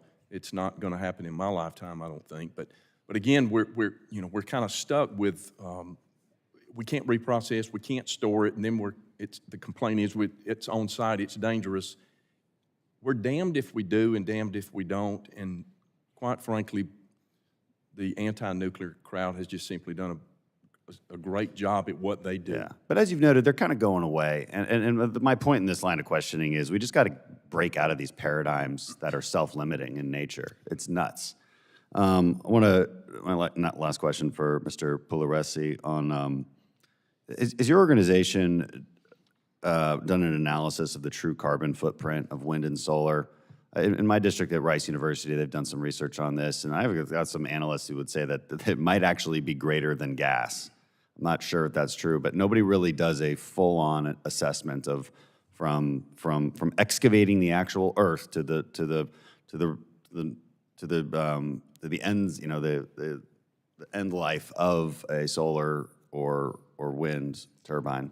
So I'm going to get you some information on that. We have a good friend, Mark Mills. I'm sure the committee knows him. He's got some data on that. I was looking at it last night, and we occasionally do a few things with Rice, with the Baker Institute, so I'm going to follow up on that. I know, for example, if you take an electric vehicle, you look at the Volkswagen data, it can take 70 to 80,000 miles before it's a net reduction in carbon emissions. So I've heard that. If you look at the massive amount of earth and material you have to do to construct some of these renewable technologies, I think it's not a net win right away, and it may be very marginal. I mean, if the plan is to reduce carbon emissions, what we're doing is very counterproductive. Thank you. I yield back. Very good. Thank you, everyone. I'm going to yield to Dr. Joyce. Before I do, please accept my apologies. I've been in and out, and I have to get to the floor now for a debate we're going to have on the floor. But I just appreciate everyone being here again. And I'll yield to Dr. Joyce, and Chair Jeff Duncan is going to sit in for me again. Thank you. First, I want to thank Chairwoman McMorris Rodgers for holding this roundtable today. As we begin the 118th Congress and set to enact our commitment to America, the new Republican majority continues to be focused on the issues that are facing all American families. This is our second roundtable in 3 weeks on the topic of energy, because it is the issue that is on the mind of my constituents. Let's be clear, energy security is national security. The economic, and in some cases, the physical well-being of our citizens depends on maintaining an adequate energy supply. I proudly represent the Commonwealth of Pennsylvania, which has provided the fuel for our nation's power grid since American homes first had electricity. Generations of Pennsylvanians have gone into coal mines to power Americans' industry and ultimately to keep the lights on. Now, new technology in natural gas production has led the Keystone State to re-emerge as an energy superpower, providing natural gas for Americans and for our friends and allies. Sadly, instead of celebrating Pennsylvania's energy growth as a triumph of American ingenuity, my colleagues across the aisle seek to hinder and obstruct this ingenuity. And even worse, the Biden administration continues to wage its war on the American energy industry. How do they do this? They create restrictive and burdensome regulations that have left us less secure and more exposed to international rivals. Americans shouldn't have to rely on oil and natural gas from abroad, and we cannot afford to abandon our European allies to Russian energy aggression. Now is the time to abandon these failed policies and unleash the energy reserves that are under the feet of my constituents. With our new House majority, Republicans are ready to begin implementing policies that will allow new leases for oil and gas production, reform the permitting process for energy infrastructure, prevent burdensome government regulation, and reclaim American energy dominance. My first question is for Mr. O'Loughlin. In my hometown in Altoona, Pennsylvania, the low temperature on Christmas Eve was -3 degrees Fahrenheit. Temperatures like this can be life-threatening, and my constituents rely on the energy industry to keep the lights on and to keep the heat running. I heard from constituents just after that Christmas Eve that local utility companies asked customers to conserve energy or risk outages. In a nation as blessed as ours with natural resources, we should never have to put our citizens at risk of blackouts. Mr. O'Loughlin, as president of a generation and transmission cooperative, can you speak about how critical it is to have baseload power capacity for cold winter nights like we're seeing? And how could closing coal and natural gas power plants in favor of renewables affect the grid during these weather events? Yes, thank you. And I think we've just seen again another example of the fact that we need these baseload plants that are controllable, that will respond to the changes in demand, to be available. And if we're going to have them available, that means that we need to have compensation systems that are fair, that companies can afford to continue to invest in keeping these facilities up and running. And let's face it, it's impossible today to permit or build a new coal-fired power plant in this country. What we have today is what we're going to have, and it's a matter of how long we can hang on to the facilities that we have. It's, as Dr. Gaddy said, it's going to be difficult to build another large nuclear power plant, and oh, by the way, it's probably going to take 15 or 20 years. So it's extremely important that we maintain the base of plants that we have in existence today while we adapt the rest of our grid around expanding wind, expanding solar, changing demand. All those things are going to change, but we need to hang on to the base that we have as a starting point and then work on better policies so that people may again invest in some of these longer term investments with a surety that they'll be able to continue to operate without burdensome regulations that will weigh us down and cause us eventually to stop operating. Mr. O'Loughlin, allow me to follow up there. As some government officials continue to try to push the automakers toward electric vehicles, how would forced widespread adaptation of EVs, how would that affect the grid? And what would it mean for customers, your customers, during extreme and prolonged weather events? Yeah, so we are going to see more electric vehicles. It's the same thing as the cleaning up of our grid. It's not that it's not happening. It's going to happen. It's a matter of how fast, how forced is it, how much does it just happen organically by the choice of people. And we can adapt to things if we have time, as we force things. But what about weather events? What about what we're seeing right now? So are we going to have the ability to turn people's cars off? I mean, a lot of people act like, okay, we'll have all these electric cars, but we'll just charge them whenever it's convenient for the power company. Well, guess what? We're a power company. We don't have the ability to turn anybody's electric charger on or off. Yeah, could that be done? Yes, it could be done. Is that what people are doing? No, they're going to Amazon and buying the biggest, fastest charger they can and plugging their car in when they get home. So we've got to have enough resources to supply what people want, and then if we're going to mandate these additional loads, then we're going to have some way to manage it in the interim. My time has expired, and I yield. Thank the gentleman. We'll go to the gentleman from Texas, Randy Weber. We on? Yeah, we are. Thank you. I appreciate that, Mr. Chairman. The Keystone Pipeline would have come into my district over by Beaumont. Carries 830,000 barrels of oil a day. The Colonial Pipeline system that feeds the entire southeastern part of the United States carries about 3.1 million barrels of product. So the Keystone Pipeline is literally more than 1/4 of the output. There's been a war on pipelines, and it's been Russia for a long time. In 2017, Chairman of the Science Committee, Lamar Smith, and I wrote a letter to Treasury Secretary Steve Mnuchin that said there's Russian oligarchs sending money to a shell corporation in Bermuda to then fund these anti-fossil fuel, anti-pipeline, anti-nuclear folks over here. In effect, brainwashing a lot of our Americans. And for whatever reason, Steve Mnuchin, we told him we thought they violated 2 federal laws, FARA, the Foreign Agent Registration Act, and also money laundering. And President Trump was in office, but Mnuchin, for whatever reason, chose not to investigate it. Point is, it's been going on a long time, so David, is it Dr. David Gaddy? David would be just fine. David would be just fine, Yes. okay. David, I'm going to come to you. How do we combat that among the young people where the Russians have been doing a number on pipelines, a number on fossil fuels, and a number on nuclear for a long time? Fix that for us, Professor.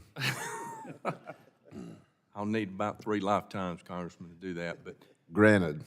it really, in my classes, it generally once after about 15 weeks of numbers, and to earlier comments from Congressman from Ohio Science and Engineering, once you lay that out, it starts to make sense, and they get that. The problem is just the general public doesn't necessarily get that, and if you're not coming through my classes, you may not get that. Well, we got to get there. I'm just glad to hear you got classed, Professor. I owned an air conditioning company for 35 years. 75% of the problems with air conditioning is electrical by nature. So y'all are all familiar with the Hertz cycles that we go through. And so I guess this is a question for the gentleman down on the far right. I can't quite see your name. The engineering guy. There you go. Thank you, Doctor. Appreciate that. Hertz cycles. We all know that the grid, when they get dangerously close outside of a tolerance, they've got to start shutting off neighborhoods in order to keep the entire grid going down. It's my understanding, I'm not an electrical engineer, that when the Hertz drops to about 59.7 Hertz, it'll burn the windings in the generators of the power generator companies. Is that your understanding, Dr. Edmond? We make the protection that ensures that generators are not damaged when there are various contingencies, including under frequency, over frequency. And we also make protection that automatically sheds load to stop systems from collapsing, either for voltage or angle stability. So I don't think there's a lot of risk there. However, when we do these rolling blackouts that we talked about earlier or try to do demand-side control, we lose all the diversity. See, during the normal day, your and my hot water heaters are probably going on and off at different times, and the average load that the utility experiences isn't nearly as great. However, if you turn the power off, wait 2 hours, then turn the power back on, all of our hot water heaters come on at the same time, and it's a negative-sum game. Yeah, well, let me ask you this question. And this is way down the weeds maybe, and it's a lot of research, is there a way that generating units, and of course you're talking about an armature, you're talking about a rotor and a stator, can the wires be made different? Can the generators, the magnets, be made different so that the tolerance on that small, narrow window of Hertz cycles, can that be improved? There's yes, anything can be done. These machines are optimized for 60 Hertz sinusoidal steady state operation because that's the sweet spot for the power system. That's what they need to do.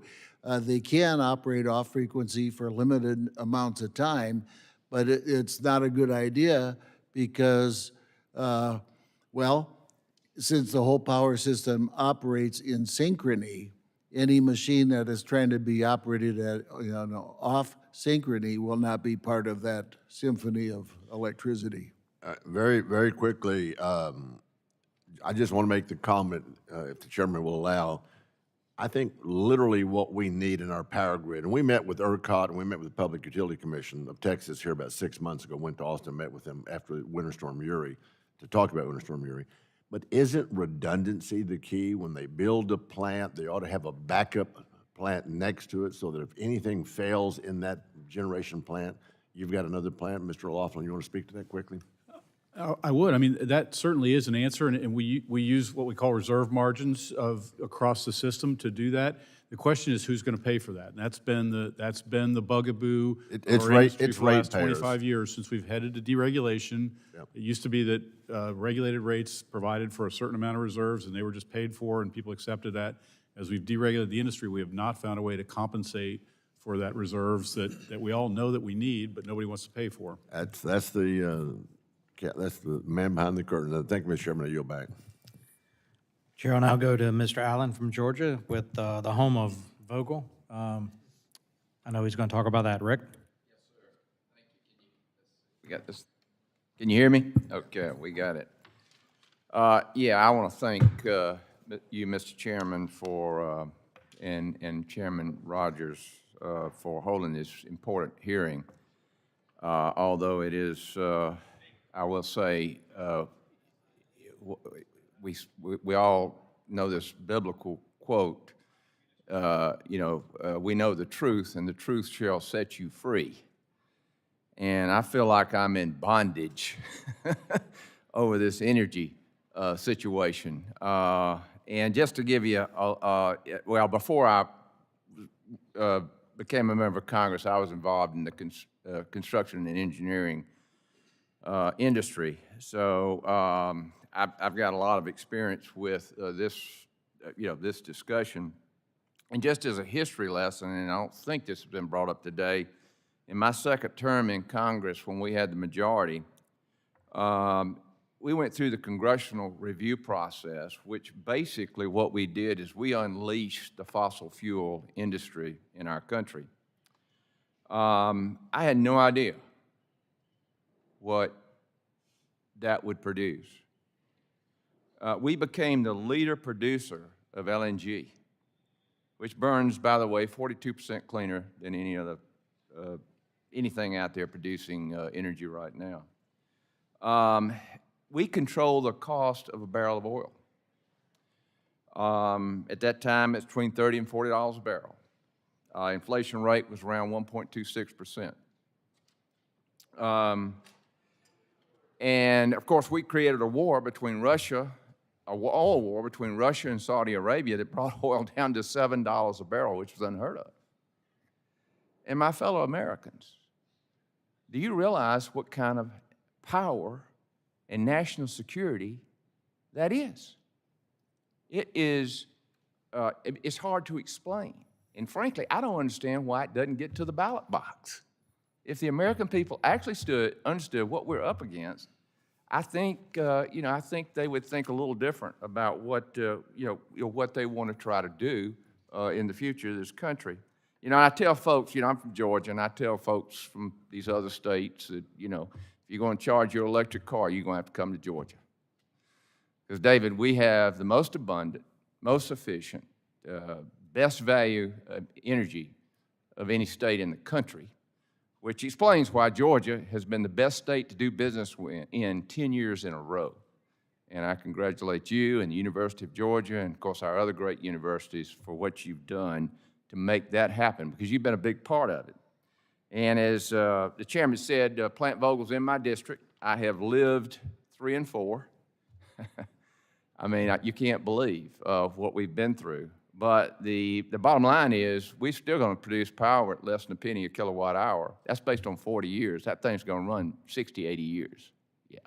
So, David, you say nuclear, there's no way forward. Obviously, the regulations, and we went through it on 1 and 2. When we built it, we had the meltdown at 3 Mile, and then all of a sudden the manual got very thick. Obviously, we want to be safe, but there's no hope for nuclear energy in this country? No, so there is. I'm actually quite optimistic about it, Congressman, long term, very optimistic. My point is it probably will not be large nuclear plants like Vogel. It's going to be the small modulars. I'm very bullish that we're going to see that turn around, and I think the U.S. is going to recapture its swagger from that. I do think we're going to need to engage, though, with our allies across the country, across the world, excuse me. If we're going to stand down China and Russia and the footprint that they have right now, on this, we are going to have to work with our allies. We not only need this resource and technology domestically, but emerging economies where energy poverty really still is a big problem, they need this technology. They need reliability. We talk about energy transitions. They're looking for energy traction. Right. Well, and a little bit of history of rural America, our rural co-ops. You know, they went through the Clean Air Act. I think it was the Fourth Amendment to the Clean Air Act on the, you know, the scrubbers and all. They invested millions to meet the requirements of the Clean Air Act. And then, of course, 20 years later, they said, no more coal. And so, you know, they're sitting out there right now faced with, okay, you know, where does rural America, you know, where do we get the power? Right, and I'll be real quick. If you think about a top-down, hard-pressure energy transition push, we can look back at the late 70s with the Power Plant Industrial Fuels Use Act, where we literally, by legislation, this body outlawed natural gas and oil plants and were mandated to build coal plants. We don't know what the future is going to hold when it comes to energy resources, which is why it really makes little sense to be abandoning any of those right now to meet one objective.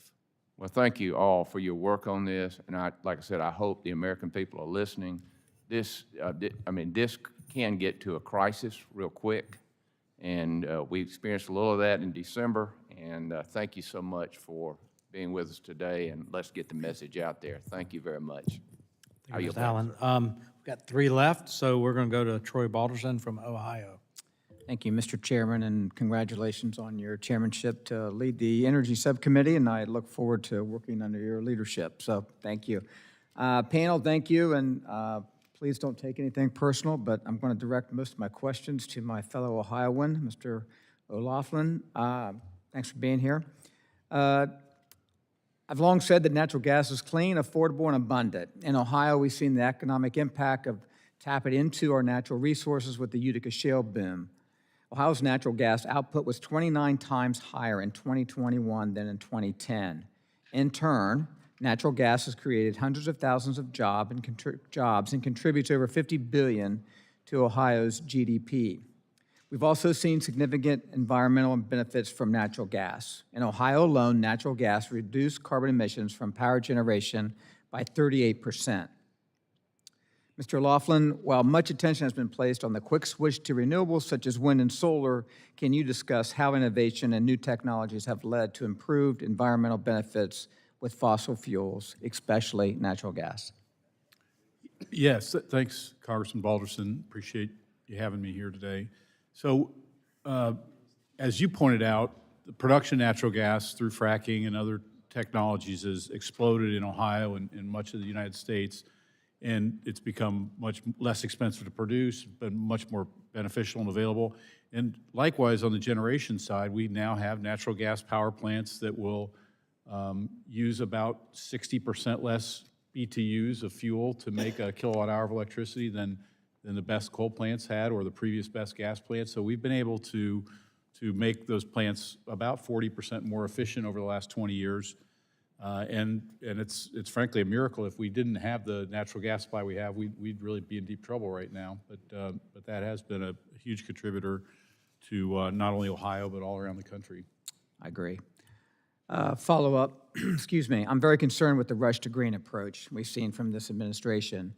Renewables can and should play a role in our portfolio, but a quick switch to renewables is simply not feasible. Can you discuss the importance that natural gas and coal have in your operations, and do you think it's feasible to completely shut out fossil fuels in the near future? Yes, I think I've said that I know that it's not really possible, and it's certainly not feasible to get rid of fossil fuels. We have reduced the number of baseload plants. We have coal. I've talked about that. We are using natural gas to supplement that and to fill that gap. We are going to need more infrastructure, both natural gas and electric transmission, to be able to keep this thing working as we go forward. We're going to have to be able to count on natural gas on the coldest day of the year. Right now, we're still competing with home heating for natural gas certain days of the year, and at the same time, we're relying on it to hold up our electric system. That's where a lot of the problems we have today are. I'm quite confident we can make this transition. It's just a matter of how fast. About half the reductions in CO2 that we've made already have been from natural gas plants coming online. About half have been from renewables coming online. Those are both good things. There's nothing wrong with either. It's just how fast can we go while we still manage a system that works for people? Because at the end of the day, people want electricity on when they need it. That's the most important part of our job. Amen. Thank you.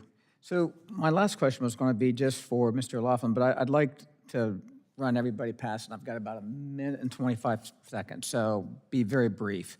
I'm going to be respectful. So last week, as I was out in the district, I had a little meet and greet with some chamber members, and I had a gentleman that was a farmer, and I took questions, and I know what my answer was, but I'd love to hear your response, starting with you, Dr. Cathy, and work your way down. But his question was, tell me, what does it mean to modernize our grid? That's going to depend on who the question's being directed towards. I think, in my sense of hearing it, it would simply be to increase the resiliency of the grid, upgrade the grid. I think other people are going to respond to modernizing it means decarbonizing it. Perfect, thank you. Yeah, I would agree. The answer is kind of what you want it to be. There's a lot of things that we can and should be doing to modernize our grid. To some people, it means decarbonizing. To some people, it means adding communication and smarts to our grid that will allow us to better respond to events. To some people, it would mean adding more resilience to our grid so that it works under a variety of conditions that we are going to face, so that it works for people under any kind of conditions. Okay, thank you. Gentlemen, real quick, please. Yeah, I would agree. We need Okay. to make it more resilient. Okay, thank you. I yield back. Mr. Samuel Insull said that we should be able to integrate any kind of power generated by any means anywhere in the country and deliver it to anybody who needs it for whatever their purposes are, to paraphrase. And that's what it means to modernize the grid. 140 years later, we can stick with that and continue our relentless pursuit of that important goal. Thank you. Gentlemen, time's expired. We'll now go to Idaho, to Mr. Fulcher. Thank you, Mr. Chairman.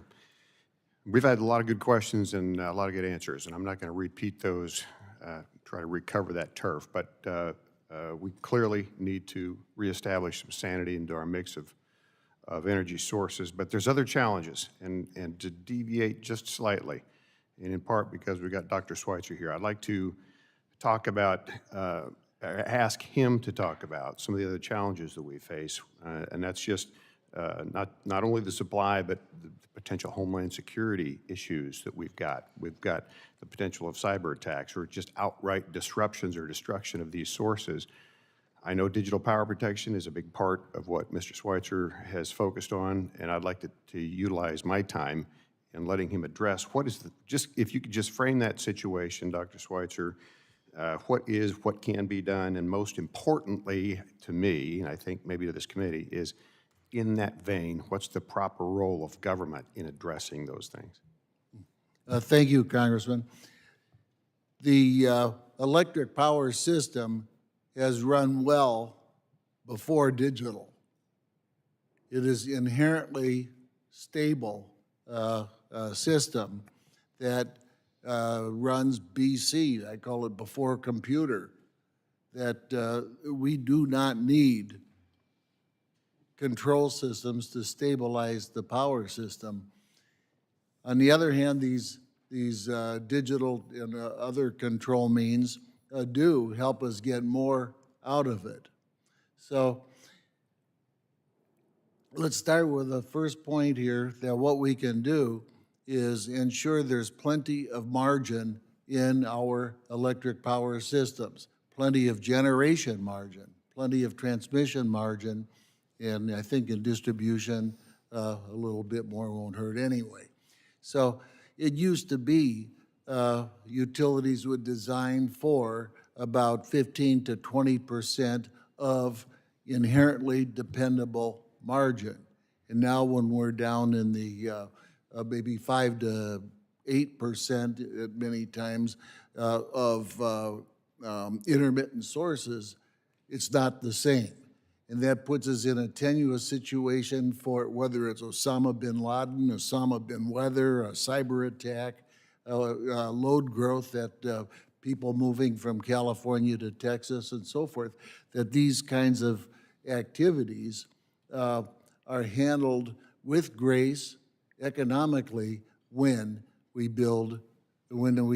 please the political world lets the electric power utilities do what they do best, and that's keep the lights on. Specifically related to cyber attacks and our efforts, well, first of all, I think it's important to never connect critical infrastructure to the internet. Audit that. I don't mean a government audit that. I mean we as in the electric power and other critical infrastructures need to make sure that we are not connecting critical infrastructure to the internet. The internet is still sort of like the Star Wars bar scene, you know. And that said, people do need to communicate with digital equipment. And for those purposes, the utilities have focused on building their own infrastructure for this so as to keep it private unto themselves, and that's a good step. There are other more technical things that we do with technology such as software-defined networks where nobody can talk to anybody until you put in the rules, and if anybody tries to join the conversation, you detect it within a couple of microseconds. So we could go on and talk about other technical means, but I want to underscore the importance of plenty of margin, and the second thing of being careful to stay off of the internet and to provide independent means of communications specific to critical infrastructures. Thank you, Dr. Schweitzer. Thank you for taking the time on that. I know that we're going to be dealing with this as a committee a lot here in this coming session. So with that, Mr. Chairman, I yield back.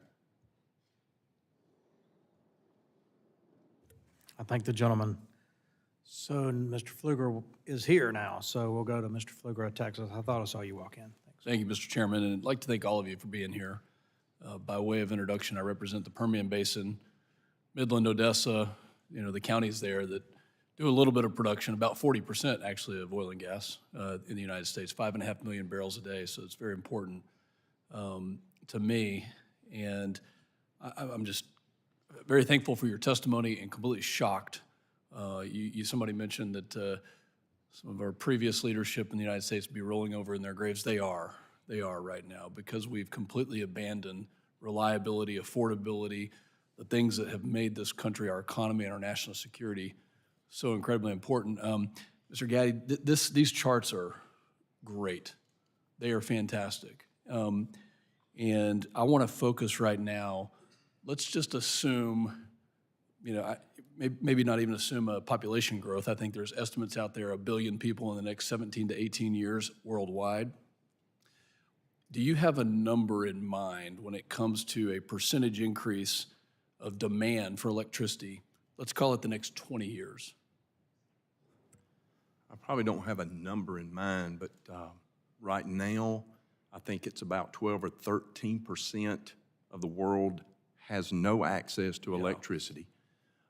An even higher percentage has no access to clean energy, meaning they're burning cow dung and things like that. So we could probably look somewhere down the road at basic energy demands being somewhere along the lines of about 18 or 19%. But to Lou's point earlier, they're not using air conditioning. So there is a tremendous curve to come up, to your point, Congressman. So in the United States, if I'm going somewhere with this, if we stay on this unreliable path, and by the way, in my district, we're proud to say we have more wind energy than the entire state of California. We've got it all. We're going to need it all, but we need reliable energy. And if we go down this unreliable path, what I'm trying to get to and put a marker down on is, what will the percentage or the deficit amount be in 2030, 2035, if we continue on? I don't think we're in a transition. I think we're in an expansion. And I think the pie is getting bigger and bigger, and certainly there is room for renewable, but they're unreliable sources. They don't provide base load.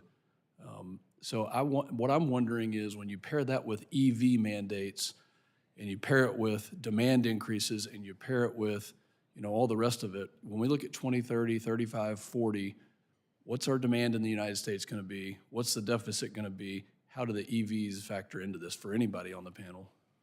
I'll just quickly respond and then let it pass down the road here. We're probably looking at a 30 or 35% increase in power demand when we have EVs coming online. If we're talking about a 100% economy that is electrified, that is our heating, our transportation, and of course the power generation. We don't have a strategy for that. There is no strategy for that. So I think to the point that was a question was asked earlier, optimism-wise, I think we're going to reverse course way before we get to that point because the problems are going to hit the fan sooner. Yeah. Open it up to anybody else. Yeah, so the numbers I've seen are consistent with what Dr. Gaddy said. We're looking at about a 30 to 35% increase in electric demand by 2035. So what are we going to do to fill that gap? We are going to add more renewables. That is going to happen, and that will be helpful. We are going to have to add more baseload natural gas resources because I don't believe we'll be able to add any coal in that time period. We're going to have to hang on to what we have in that area.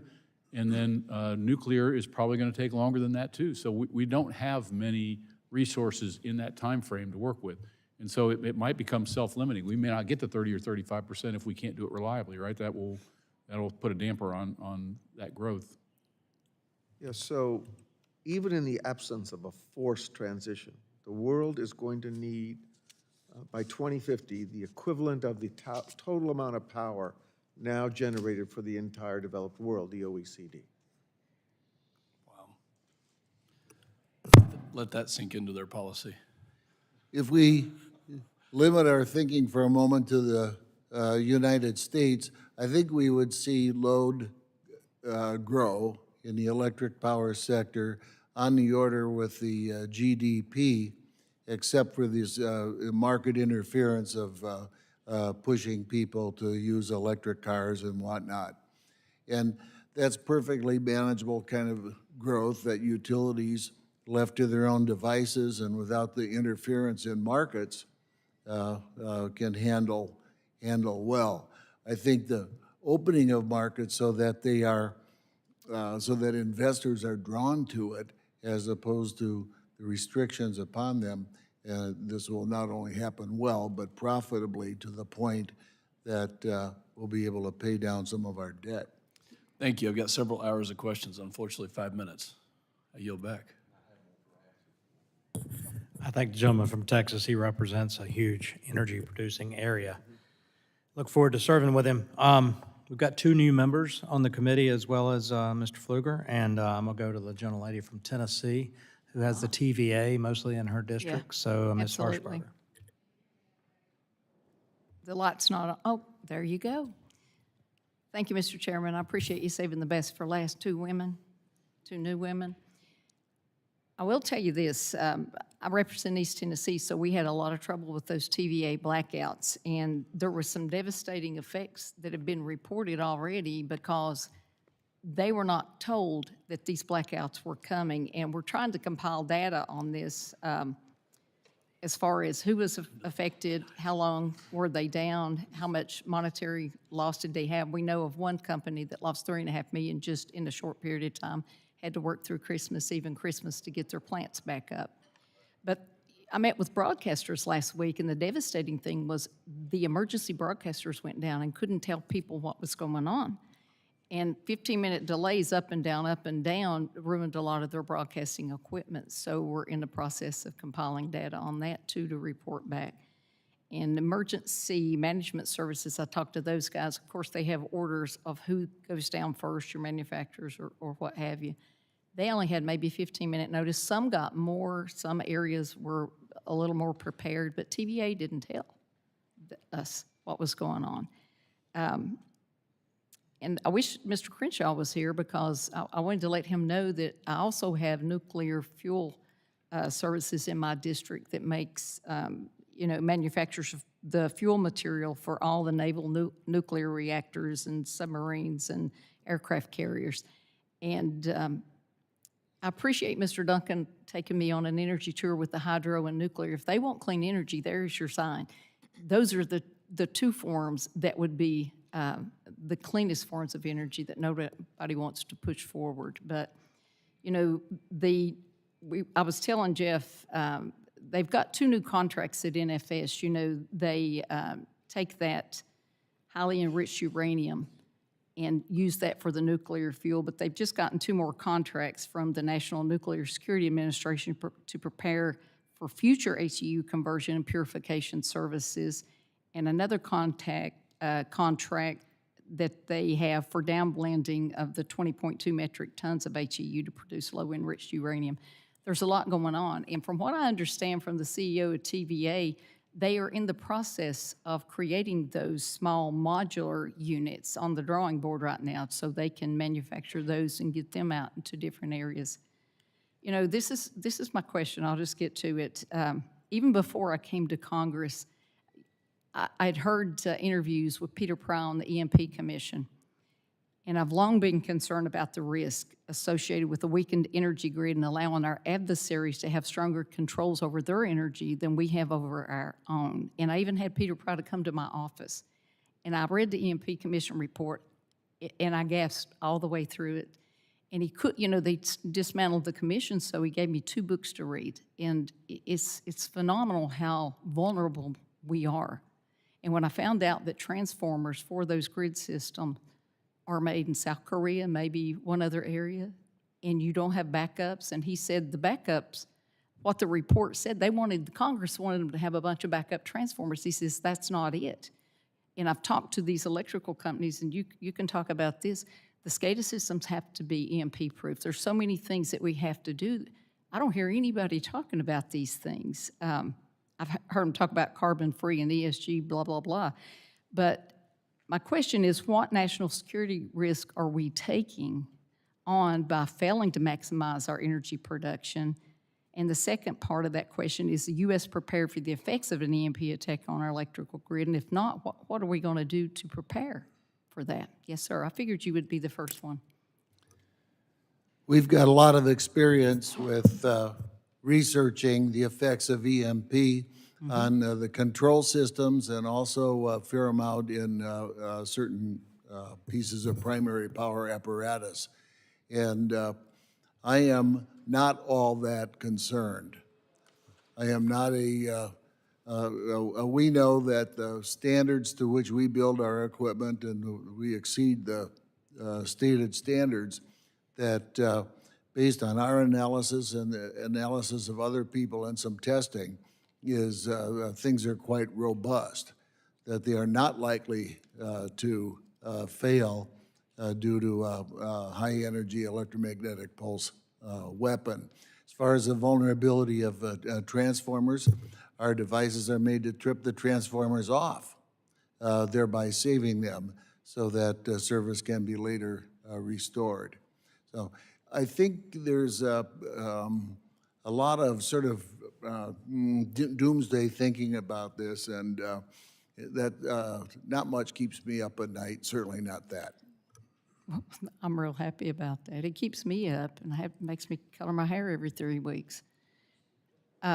Yes, these are just concerns that we have. I think talking to Morgan Griffith, we'll have TVA in to talk to them about what happened and why didn't we know about those rolling blackouts, and where did that energy go? Had they promised it to someone else? There's a lot of controversy there too.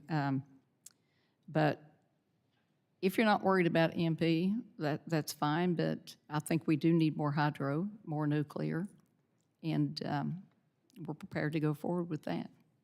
And with that, I yield back. Thank the gentlelady. I'd like to say we left the last for least or the best for last or whatever, I don't know, but a lady who's going to be a great member of the committee and a new member, the 3 M's, Marianne Miller-Meeks. Thank you, Chair Duncan. I think this is on. It is the best is last, and so I'm just going to say go Hawkeyes. So I'll put in my plug for my team. And it's interesting, I'm also on the Conservative Climate Caucus, and we heard a little bit from Representative Curtis early. And I think, one of the interesting things about being in the Conservative Climate Caucus is that we had attended both COP26 and COP27 last year. Unlike some of what you hear at COP26, they were very vocal that the demand for energy is increasing. And the amount that the demand of energy is increasing over the next decade is staggering, as I think that you, Mr. Pugliese, had mentioned. In Iowa, we have a great story to tell. I know that Texas and Representative Pfluger thinks that they're the energy capital of the United States, but Iowa is an energy state. So we have 50% of our energies from renewables, with ethanol, biodiesel, biogas, compressed renewable natural biogas, manure. We also have wind and solar. We have 50% of our electricity is from wind, and we are an exporter of wind or electricity. But despite that, despite being an exporter of energy, last summer we were told that we could expect to have rolling blackouts, despite being an exporter of energy. And I appreciate the comments that you all have made, number one, on energy, and I appreciate Mr. Pugliese mentioning renewables other than wind and solar, which are part of the portfolio. But I also appreciate your mentioning impoverished countries and developing emerging economies. Because when I talk to college students who have been educated in a way that I can see young people such as Greta Thunberg thinking that the world is going to end, is it 8 years now? I think 4 years have passed. That the globe is going to end, I can understand how they come to that place. So part of what we do is education. And when I talk to young people, I do mention what I think is unethical of developed economies to restrict emerging economies from developing their energy. And it's not just to create products, to export, but no one looks at clean water and sanitation and the energy needed for that. No one looks at the health of those countries because they lack sanitation and energy. And most importantly, the intellectual capital that the entire world is missing because they don't have lights on to be able to study and develop. I also look at what our nation is doing and what the current administration and president is doing. So my question is to you all, what's our energy policy? Does anybody know what our energy policy is? What it is or what it should be? What it is. Oh. Well, I'm happy to start with this, that I'd prefer if the United States did not have a federal energy policy, that it has been the energy policy of the electric power utilities to provide clean, safe, reliable, economical power. And I can't think of a better policy than that. I think you're correct. And growing up and having grown up during the OPEC oil crisis and gas lines, our energy policy in this nation for 50 years was to become energy independent. And because of innovation, because of the American ingenuity, we've received that. So my next question is this, and this is another thing I talk about in colleges, and that is, do you know how many personal vehicles there are on the roads today in the United States? So that would be passenger vehicles, that would be sedans, light trucks, motorcycles. I think it's almost the number of people we have in this country. You're correct. In 2020, it was 286 million, so I'm going to extrapolate because I'm not an engineer, so I'm not good at math. I'm just a doctor. Say it's 300 million in 2023. I read, and you can correct this, that in order to get a single 100-mile charge in an electric vehicle, it takes 30 kilowatt hours. Is that accurate? So how many kilowatt hours does it take to power every vehicle in the United States, not the logistics, not the transportation, just passengers, for one 100 single mile charge? 9.5 trillion, 300 million by 30. So, Mr. Laughlin, do you produce enough electricity in Ohio to power? We are Those barely vehicles. producing enough today to get by. You know, we think about it in a little bit different terms, and we've looked at this a little bit. It's like adding an electric water heater to every house would be if we added an electric vehicle in every garage, which, by the way, not everybody has a garage, but, so it's a significant amount of the electricity demand. Mr. Gady, how many states would it take in order to power just the passenger? And it's an important point, and the reason it's important, it shows the lack of serious thinking in our energy policy, and we have a goal. The administration's goal is to have all electric vehicles by 2035 or 2050, but no way to get there, no pathway, no plan. And not only the magnitude of your question, but also, you know, even though Pat said it's like adding a water heaters' use are spread out through the day. EV charging is going to be a management nightmare. We are encouraging that in Georgia. We're behind EV development as an economic development issue, not as a carbon reduction. But that is going to have to be managed carefully, or we're going to have a peak that we are not prepared to meet. Thank you. I know that I'm over time, Chair Duncan, but I felt that was an important point for us to make and one that had not been brought up. Thank you. It was, and that's why I let you go on. No, I appreciate it. On behalf of Chairman McMorris Rodgers, I want to thank everyone's participation in today's hearing, both members and the panelists. The panelists were phenomenal, and I appreciate your frank answers to the questions for the committee. Look forward to working with each of you as we move forward on a national energy policy, affordable, reliable, and secure. And with that, the panel roundtable will stand adjourned.